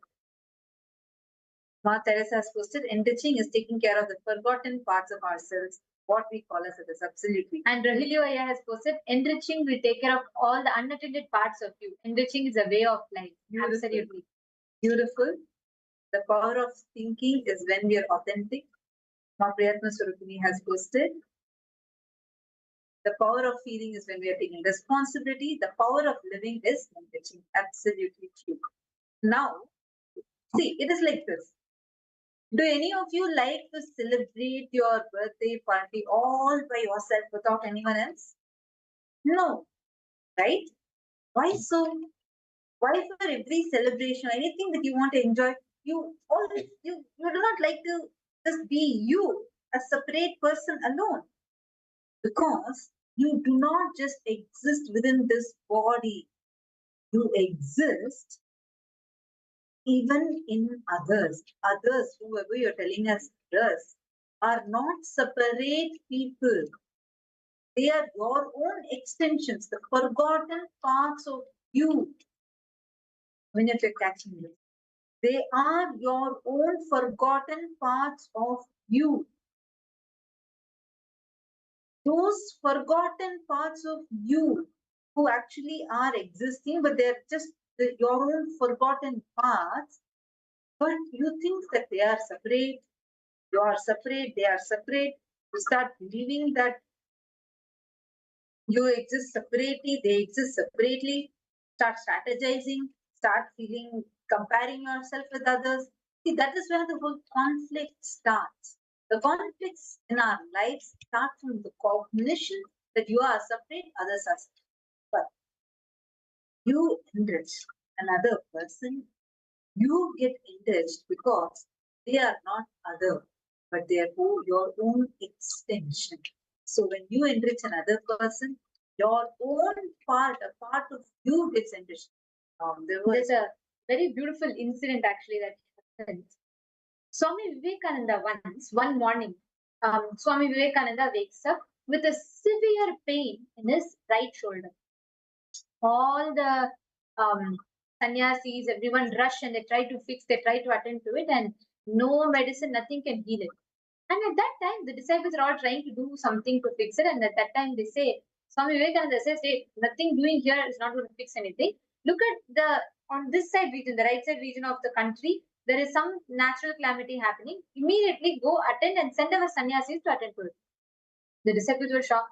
Anyways, as soon as Swami Vivekananda said this, they went and searched and they found out that there's a flood, severe flood that has happened, flash floods that's happened in that region. And they immediately sent a troop of sannyasis there. And as soon as that issue was taken care and things settled, his pain automatically settled. Swamiji explains beautifully. For an incarnation, for enlightened beings, they exist. Everything around them is a part of them. What you think, how many of you experience this? When you go in Swamiji's presence, and or even like you don't even need to physically be there. When you're sitting in satsang and when Swamiji is looking and talking at the camera, you will feel he's looking at you, exactly answering you what you are thinking. How many of you have had this experience?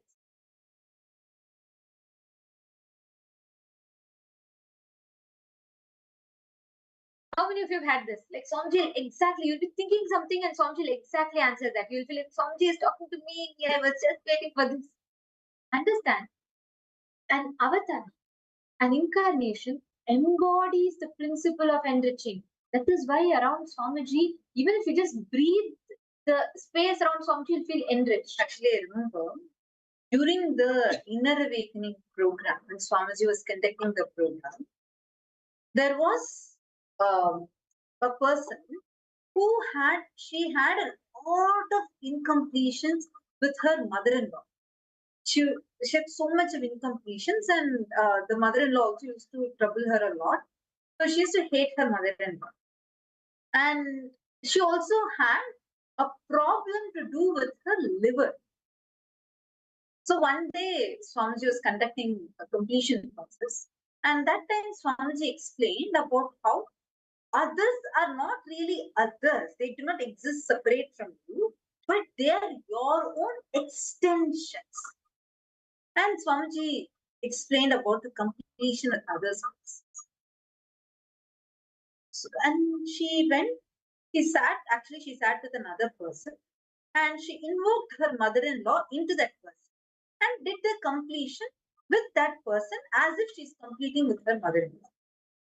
That night, she experienced intense abdominal pain. She said it was like too much.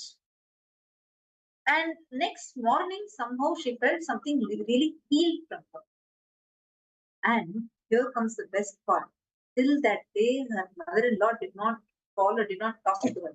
All of a sudden, the next day, her mother-in-law contacted her, spoke to her, telling like she's so happy with her being in the program, asking her how she was, like as if nothing, no conflict happened in between them.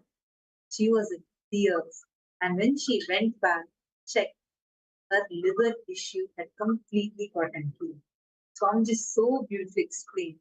Each part of us, physical parts of us, is associated with the people that we live around with. That is why when you enrich another person, you get enriched. Your body heals, your system experiences healing, you experience transformation, and you start manifesting everything that you want in your life. That is why enriching is the best way of living. When you decide to enrich, actually, many times there will be certain parts of you which even you will not know how to handle. You will not know how to handle your laziness. You will not be able to identify the disorganized mess you make in your life. But when someone else does it, you'll be able to see it. You'll be like, okay, this person is disorganized here. They can be more organized here. Enriching. When you take responsibility to give a breakthrough to the other person and helping them organize, in that process, you will enrich yourself in becoming organized. This is the law of life. Understand, enriching others always enriches you back. When you enrich someone, when you enrich, take responsibility for another person, you will get more and more enriched. That is why Swamiji very beautifully tells. It is because of the enriching that Swamiji continuously does. Swamiji says, anytime when Swamiji wants anything, the cosmos showers those resources. The law of enriching is that. Taking responsibility for the others, those around you. Making sure you are enriching them. And you will be able to give that same breakthrough to yourself. You will be able to have the same breakthrough in all those areas in your own. Actually, we do have an opportunity. Anyone who wants to be part of enriching others, if you want to be part of this, having an opportunity not just to enrich yourself, but also to enrich others, and you're interested in volunteering for this, you want to experience that breakthrough where you too can enrich others, you too can experience that breakthrough, please do let us know. And you can post here in the chat. Our team can connect with you and you can actually help be a part of the thingy that actually enriches others, works on causing others reality. Understand? When you cause another person's reality, your reality gets caused. I was sharing this incident a few days back. There was one person. So earlier, we had the Inner Awakening program. This is a special program, and Swamiji had announced, and Swamiji also announced, saying, "See, all of you just need to have an intention in you, and if you have an intention, I will manifest. There won't be any kind of an obstacle." If whether your economical obstacle or time obstacle, nothing will be there. If you just have an intention, that is enough. I will manifest it. So Swamiji had announced this, and there's one participant, one person who really wanted to come to that special Inner Awakening program Swamiji was conducting. But she had an upset, which is she didn't have the money. Like many of us right now, many of you have, whoever wants to become Sarvanya Pita Yajaman, and you face this obstacle, right? She had this obstacle. And Swamiji, so she was listening to the satsang, and in one of the satsangs, Swamiji spoke about enriching her. And to have this just intention is enough. Icha Shakti is enough. It is powerful enough to manifest your reality. That day, she decides, okay, I want to go. Actually, not have any source of income. The only thing she had was her house. She did not have a method to actually get in money. Like, how do I get money? She didn't have a method at all. And she had been separated from her husband. A lot of things, tough times she went through. So it was like she was in a position where she didn't know there is any other way out. So what she decides, okay, let me start enriching whatever I know. Let me just pick up my phone, start talking to people, actually help them to be more connected to Swamiji, help them cause their reality. Being them cause their highest reality is being connected to Swamiji. So she was like, let me start working with people so I can help cause their reality of attending the inner awakening. So she starts. That day, night, it was raining heavily. And she said, all of a sudden, she heard a knock at the door. This was just 2 weeks before the program actually started. She heard a knock on the door and she goes and sees who's that. There was a strange person standing, and he requested for staying there that night because it was raining heavily and she was all alone in the house. So she said, see, I do have a garage. If you don't mind, you can stay in my garage. You don't need to pay anything. You just go stay there. You can stay there. And she offers him some blanket and stuff to stay there. And at that time, this is a stranger who has come at night. She just talks to him about Swamiji and she enriches him about this inner awakening program. So that night passed. Next morning, she goes to go and check on that person. When she goes there, she was shocked. She wanted to go see there if the person is there. But instead of the person had written a note to her and kept the full money, exact amount that was needed for her to attend the IA program, along with a note saying, thank you so much for sharing with me about IA and thank you so much for letting me stay in the night here. And this is just a token of my gratitude. He left that and went. Never again he was ever contactable. He did not, there was no other interaction. She was in tears and she made it. She really manifested the program. She really came, attended the program, and in the glimpses, she shared this. I can never forget. This was in the year 2015. You understand? That is the power of your intention. That is the power of your enriching. When you cause another person's reality, it was a very simple thing. She only see. She didn't have anything else. Swamiji himself manifested for her, manifested physically for her, and came. She said in that, I remember, she said, I didn't have any other possessions. Only the house belonged to me. So it was only that house. And correctly, Swamiji came, and only in that house, he lived in that small garage and blessed me, showered me, and went. Understand, this is the power of causing others reality. This is the power of enrichment. When you cause others reality, when you take responsibility for someone, any which way, any level, cosmos takes the responsibility for you. When you decide to enrich someone, cosmos enriches you.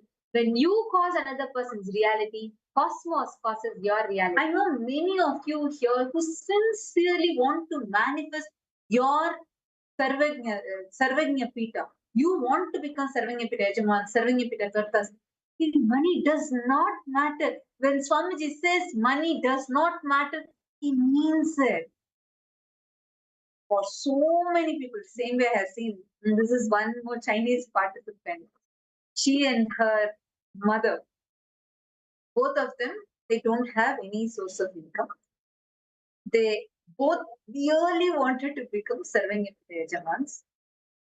And one thing they started was Sincerely, they both will sit. They didn't have any other thing to do, no other work, nothing. They'll just sit, enrich the entire day. Every day they'll actually sit, make calls, enrich the Chinese people, tell them about Swamiji, connect them with Swamiji, help make sure that they're causing their highest reality. So many people will connect to Swamiji, they will manifest wealth, they will manifest. These two didn't have any source of income. And this was going on for quite a long time. And at one point, but the main intention that they both had, understand, remember, they don't have money, they don't have source of income. One intention they have, they want to become Sarvanyapita Yajamans. They just worked with this one intention. All they will do is sit, call people, and every person, every Chinese participant that is there, they'll connect with them, help them have completion, walk them through. And they used to do this intensely. One day, some miracle happened. All of a sudden, they manifested 10,000. Immediately, how would we all feel? Wow, $10,000. Let me take this. Now Swamiji has showered this upon me. Look, I enriched. Now this is a gift Swamiji has given me. Let me use this $10,000, right?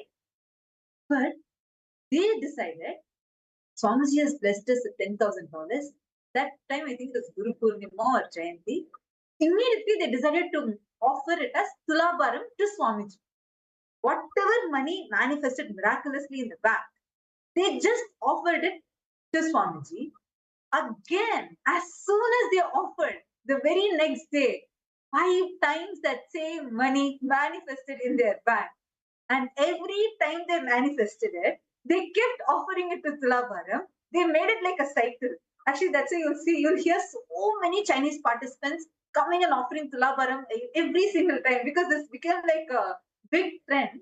Every time when miraculously money will come in the bank, they won't know how it's coming. The bank will confirm to them that this is their money and will offer it to Swamiji. Again, it will become double, tripled amount. And then, just like that, today, both of them are separately Sarvanyapita Yajamans, and they have become Kailasavasis. Understand, this is the power of causing others reality. I can go on sharing, there's endless stories. So many people's powerful experiences.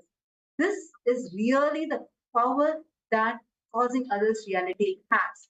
How many of you here want to be part of this experience? How many of you want to have this experience? How many of you want to start manifesting that enriching? Enrich is a power. Enriching is not, oh, okay, I'll just go talk something and happen. No. Enriching, you try as much as you want, unless you break that completion happens in you, that pattern is broken in you, the other person will not be able to shift. That is the beauty of enriching. That's why by the end of enriching someone, you will feel enriched yourself. Like I have always had this experience. Whatever problems I might be stuck in, when I come for the program, I will see people ask that exact same pattern or similar questions. Then I just say, Swamiji, please tell me the solution for it. And by the time I enrich the other person to have a shift in that, really I will have a shift in that aspect of my life. That's one of the reasons why I really enjoy being an part of the program, being an acharya, because it is an experience not just on the receiver's end, even on my end, because of course we are just an instrument for Swamiji to flow through and enrich. And in that process, even we gain so many powerful cognitions, tricks, and breakthroughs. See, anyone, whoever wants to become Sarvanyapita Yajaman, Sarvanyapita Karta, or you want to become a Kailasavasi, whatever your intention might be, just take up causing others reality as your intention. Like just take it up. Like a bow, you can take it up. Just become active in that. I understand many of you are going for jobs or you're managing your children, your family. It might be hectic for you, but at least in a day, spend few hours. Decide to take up this enriching and causing. By that time, you cause a few people, enrich a few people, make them have that shift. Like the best for me was when I actually saw both of these Chinese people. I am saying Chinese participants because I saw them. The way how if they used to come and sit in the program, and every day I'll also see them. They'll be sitting continuously. They'll be attending the program one side, one more side they'll be making calls. They'll be helping people, helping people, helping people. So many people. See, they didn't have money, but they will sit and cause people to have breakthroughs, becoming serving a Pidajmas. You used to wonder, wow, so beautifully Swamiji has made this for them. Then, in a matter of few months, I think 2 or 3 months, they had the first breakthrough, $10,000. Second breakthrough, third breakthrough. And they became serving a Pita Yajaman. That was like, wow, without having any source of income. See, this is the real possibility. This is the power of your living. That is why Swamiji says, enriching is the power of your living. Just by the way you live, enrich and live, things will manifest for you. You will see, logically, it won't make sense. You'll be like, hey, wait, what did I actually do? My action plus my effort, all this should only given this as a result. But from where did that result come? Secret key is Swamiji. The person who's manifesting the result for you is Swamiji. All you need to do is focus on the process. When Bhagavan Krishna in Bhagavad Gita says, Karmanye vadikaraste maphaleshu kadachana, he does not mean that you should be powerless and say, oh, I'm working. Okay, Bhagavan has told I should not be thinking about my result. No, he just means your action is not really equal to the result because result is in his hands. You focus on the process you're supposed to do, you will be showered and showered. That's literally how I feel like in Kailasa, any of our projects, whatever we do, everything, it is just like this. I'll feel like, whatever actions or whatever effort I'm putting is so tiny. But always I'll feel like Swamiji will shower something like to some other extent. I'll feel like there is no connect between what I am trying versus what Swamiji is showering.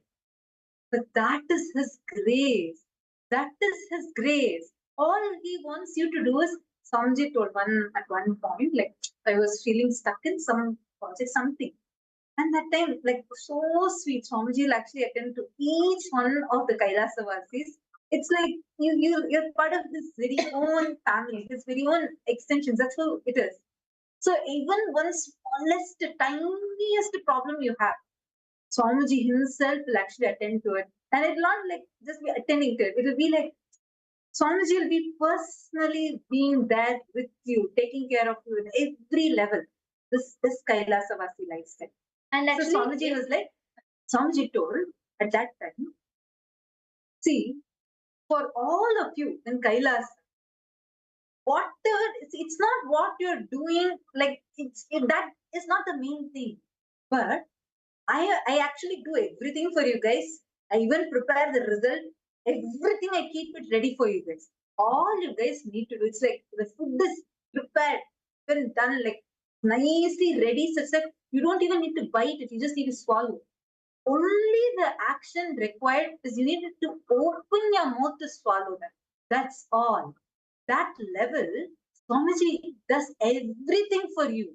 The action you need to take is only required for you to receive the prasada he is giving. And understand, wherever you might be sitting in US, any part of the world, you may be having a job, you may be having 10 other commitments to do. But when you take up, see, with regular world, your matrix world, the normal logic applies.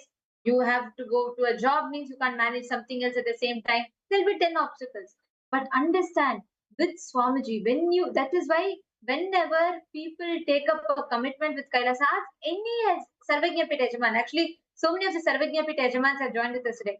How many of you felt after you became an SJP, you actually started manifesting more money? You just started manifesting more wealth in your life and you started having more and more breakthroughs. How many of you have experienced it? All of you can ask any SJP Yajaman. They'll all tell you the same exact cut copy paste. Everyone will tell you. I don't know what happened, but somehow right after I became an SJP, somehow wealth started manifesting in me. And understand, when you commit to do any of the Kailasa work, Swamiji takes care of your work. I have seen this multiple times. I have witnessed this, experienced this. One of the best experiences when there's a devotee from Bangalore, one of the Adinavasi's father, and he's a very sincere devotee, quite like long time connected, and he runs a factory. So he has a lot of workers and in the factory, and his job is such that he can't leave the factory and come. So the wife and daughter used to come for the programs. Wife, son, and daughter used to attend the programs, but the dad used to not really get some much time. So he was like trying, and at one point he decided, you know what, I'm going to leave my factory and go, and I want to go and spend time in Swamiji's ashram. Like I want to spend time with Swamiji. I want to attend the program. You know what he did? He didn't tell anyone. He said all the factory workers, because if he shuts down, there'll be loss, and their company was not like, it was doing okay managing, but it was not doing financially quite well at that point in time. So you know what he did? There's a Gurumurti picture. For some of you older devotees might know, there's a beautiful picture of Swamiji sitting under the banyan tree, and that's called the Gurumurti picture.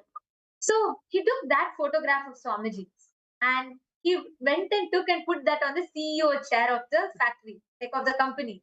He put that photo of Swamiji on the CEO chair, and then he said that Swamiji, I don't know what you will do, but from this moment on, you are responsible for my factory. I am coming to your program. You take care here. I am leaving everything and coming to you. So you are only responsible to manage all of this, right? And he put Swamiji on the CEO chair, and he came to the Bidadi ashram, and he was attending the program. And 2 days passed, and he was very worried. He's never left it, and a lot of factory workers are there, and night time also people come, so there needs to be a lot of security and things taken care. So at suddenly after 2 days, he got a call, like 16 missed calls from like 16, like a lot of missed calls from a factory security person. So he was like, really, he panicked. He's like, yo, did something happen? And, did I not attend to something and left? So he called him back, and he was like very concerned. He asked, what happened? Then he said, I don't know what is happening, but every day, night, I see a tall figure in orange robes with long hair walking around in the factory. I'm getting terrified. I'm not able to guard this place. There is someone walking here. I'm not able to see that person. I'm not able to identify who that person is. There is someone with saffron robes and long hair who is walking here and who does rounds, and he's continuously monitoring. So I'm very, very scared. And then this devotee, he was just like, he got goosebumps. And the security person said, and that person is guarding much more better than me, because he's taking care, he's going rounds everywhere, and he's taking care of everything. But I don't know what it is. And and of course, the entire factory knew that he was deeply connected to Swamiji and all that. So you may be connected to your Swami. I wanted to tell you, and I'm very scared, and I don't know, I can't stay in this factory alone, because I've never had such experiences. And that moment, this devotee had tears in his eyes. So next day morning, this happened in the night. So next day morning, he went to darshan, and he told Swamiji that, Swamiji, this is what the factory, the worker saw you, and he had your darshan, Swamiji, and he's saying that you're walking around in the this thing. You know what Swamiji said? Swamiji looked at him in a surprised expression. He said, you put me on the CEO chair, then what do you expect me to do? I only have to walk and take care. No. Then Swamiji told him that the moment you do my work, you left your factory to do my work, and I will do your work. When Swamiji does our work, we know he's the best. Come on, that's the best place to leave it. And that experience, it was so, I got goosebumps like the first time I heard it, and still every time I hear it, it's like an amazing shift for me. When you leave, nothing matters. Understand? When you leave, there might be your job, there might be your like obstacles, something or the other. And you always have reasons. As long as you live in the matrix, you have to attend to your children, you have to attend to your family, you have to attend to your job, you have to attend to your work commitments, you have to attend to this and that and whatnot. There are always reasons. But when you decide to dedicate, when you decide to commit anything to do with Swamiji, understand, it is not a one-time, it's not a one-side commitment. When you invest something, Swamiji invests the time, life, and energy back, and you simply know who's the best. You are living it to the best. Then that incident happened. The factory finally told him, this Ayya was still there in the Arinam, experiencing the program.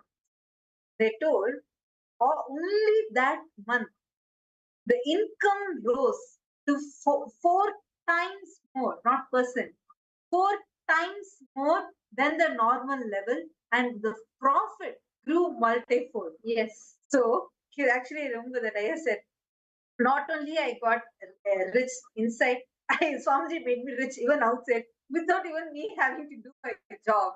All I did was I only enjoyed Swamiji. Swamiji did the rest for me. See, this is how it is. It feels exactly like this in Kailasa because it's like every bit of your whatever you think that you are trying to put an effort, Swamiji will make it happen. And you will feel like, wait, I really did not work so much for that, getting that kind of result. But come on, you're with Swamiji.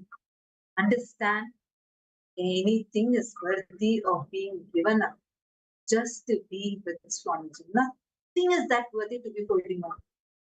You can, whether you're wanting to offer your time, whether you're wanting to offer your talent, whether you're wanting to offer your treasure, or you just want to offer yourself, whatever, in whichever way, whichever level, do it. Never postpone this. And anyone, whoever wants to take up, really be part of being this enricher. You want to experience this yourself, especially for the participants who have a strong intention to become a Sarvanyapita Yajaman, Sarvanyapita Karta. Take this up.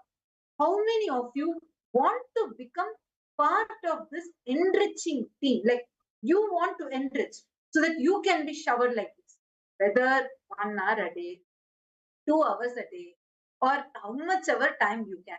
But dedicate, even if it's not even the same day time every day, but at least you want to make it happen. So every day somehow you can make at least 1 hour of your time, 2 hours of time. Really dedicate that time. How many of you are willing, wanting to be a part of this? I request you all to post in the chat just saying, I want to be part of the enriching team. Our team can reach out to you. We can support you further. But there is a beautiful opportunity for you to be a part of this. So even if you're not able to do it every day, but you want to dedicate some time, like you can say, in a week, I can dedicate these many hours.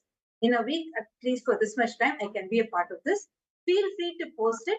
And if you also want support in your Sarvanyapita journey, I know many participants who have a strong intention to become a Sarvanyapita Yajaman, Sarvanyapita Karta. All of you also post that here in the chat so we can support you. Actually, we can keep talking. There are so many. Really, every day we hear these powerful experiences from people who have taken up enriching, causing as their experience, as their very lifestyle. Because of that, tons of miracles happen. People say suddenly they got healed, suddenly just by sitting in darshan. I remember one person shared he had a very strong shoulder pain for almost 2 months, and even the doctors were not able to cure it. Just one Parashakti Akashik reading he came and he got one blessing. Swamiji, as Devi Parashakti said, blessings and heal you now. He heard a crack in his shoulder, suddenly the pain disappeared. See, you will be able to be a part of this. You can experience this miraculous way of life.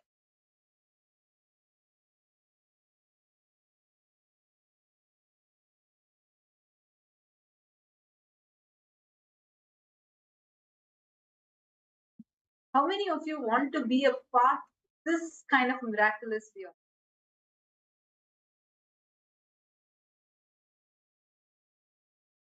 Now, let us all take a few minutes and we are going to just quickly see how we can make this enriching and causing as a part of our life.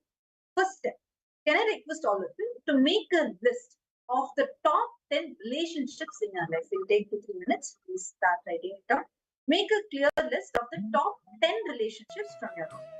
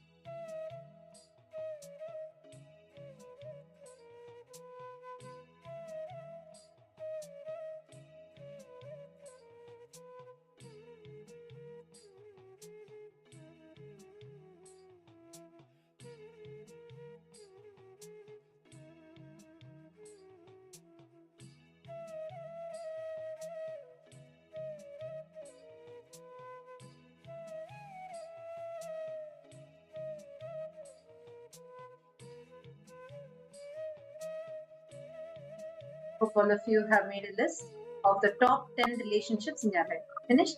So now, let's go to step number 2.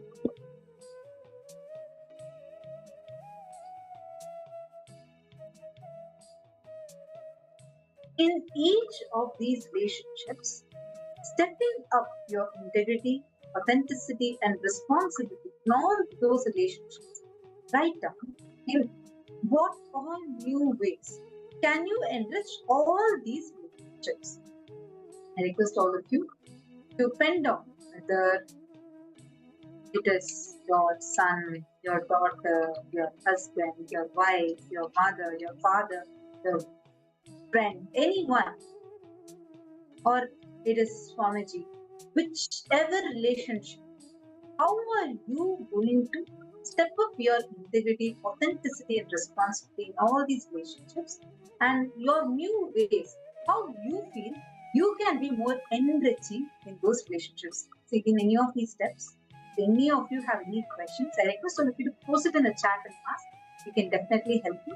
Now, let's enter into the step.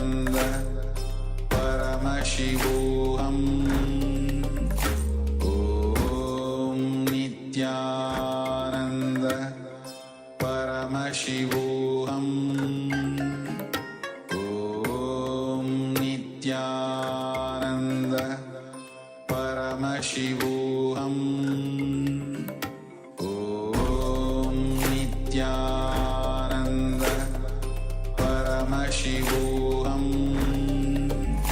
Om Nityananda Paramashivoham. Om Nityananda Paramashivoham. Om Nityananda Paramashivoham. Om Nityananda Paramashivoham. Om Nityananda Paramashivoham. Om Nityananda Paramashivoham. Om Nityananda Paramashivoham. Om Nityananda Paramashivoham.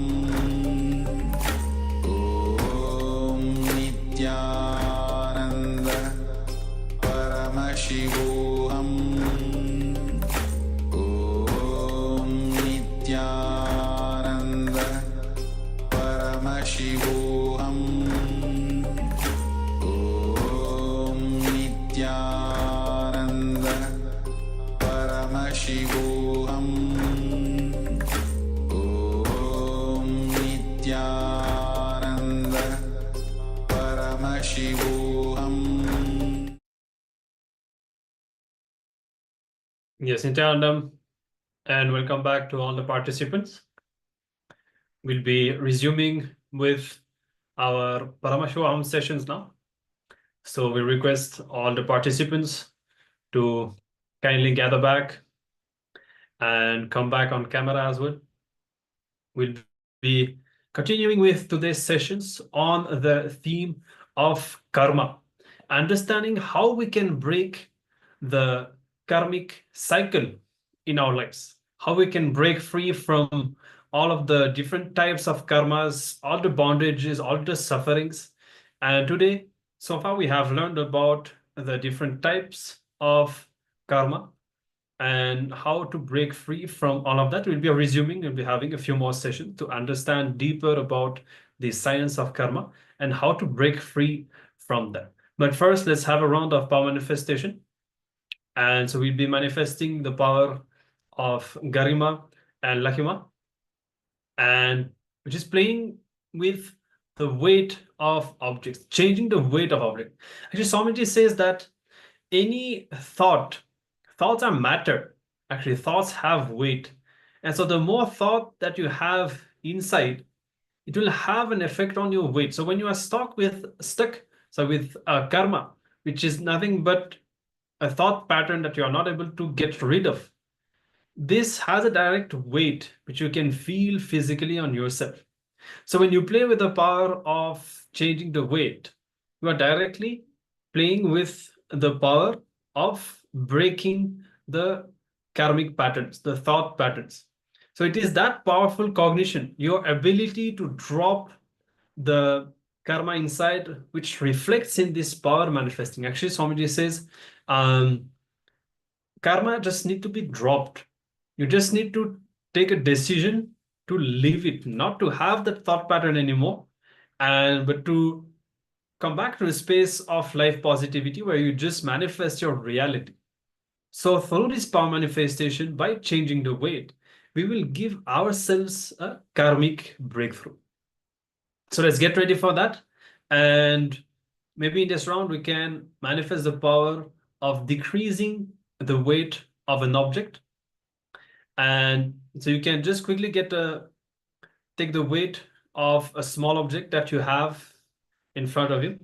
If you don't have an accurate weighing scale and like a jewelry weighing scale, if you really need, you can manifest this power on your own body as well. If you don't have the capacity to take a precise measurement of an object, you can measure your own body weight and you will be manifesting this power on your own body. So you have the option. And if you have succeeded, for example, if you have already reduced the weight of small objects, you can go for a bigger object or more heavy object as well to challenge yourself more. Otherwise, you can keep this object at a distance, or even manifesting on 2 objects at a time, depending on which level you are at. So let's get ourselves ready. Make sure that you have taken the measurement. And once the measurement is taken, sit with your head, neck, and spine in a straight line.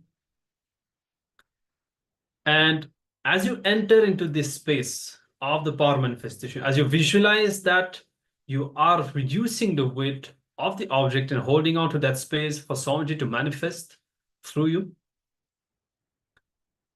see whatever is going on inside you. That is a karma. Whatever is stopping you, if you have some restlessness, some doubt, some agitation, whatever it might be, ferociously just decide to drop it. Once you decide consciously to drop it, and with that ferociousness, decide to manifest the power, there's nothing else that needs to be done. Something will manifest through you, that karma will leave you, and a breakthrough will happen, and simultaneously the manifestation will happen. So hope that you're all ready for that. Let's sit with our head, neck, and spine in a straight line and connect with Swamiji in your inner space. Chant the Mahavakya, Om Nityananda Paramashivoham. And we still see some of the participants whose camera is deactivated. Kindly activate it and come back, and let's start the power manifestation now.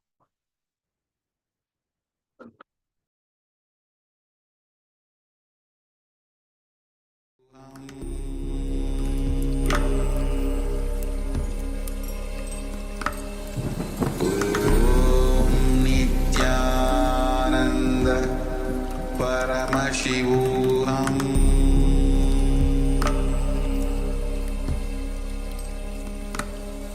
Om Nityananda Paramashivoham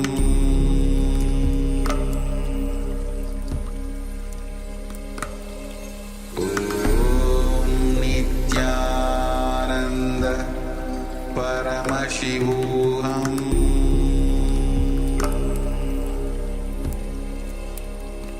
Nityananda Paramashivoham Om Nityananda Paramashivoham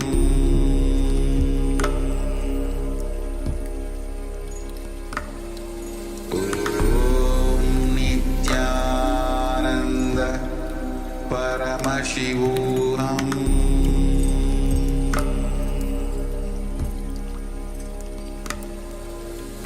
Om Nityananda Paramashivoham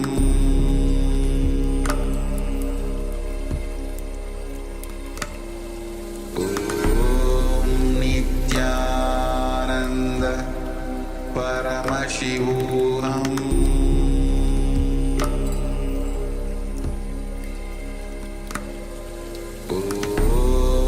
Nityananda Paramashivoham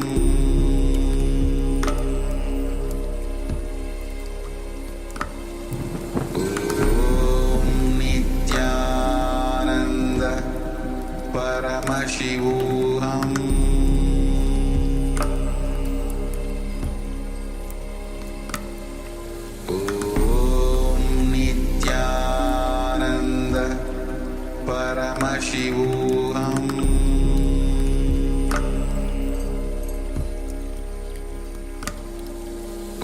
Om Nityananda Paramashivoham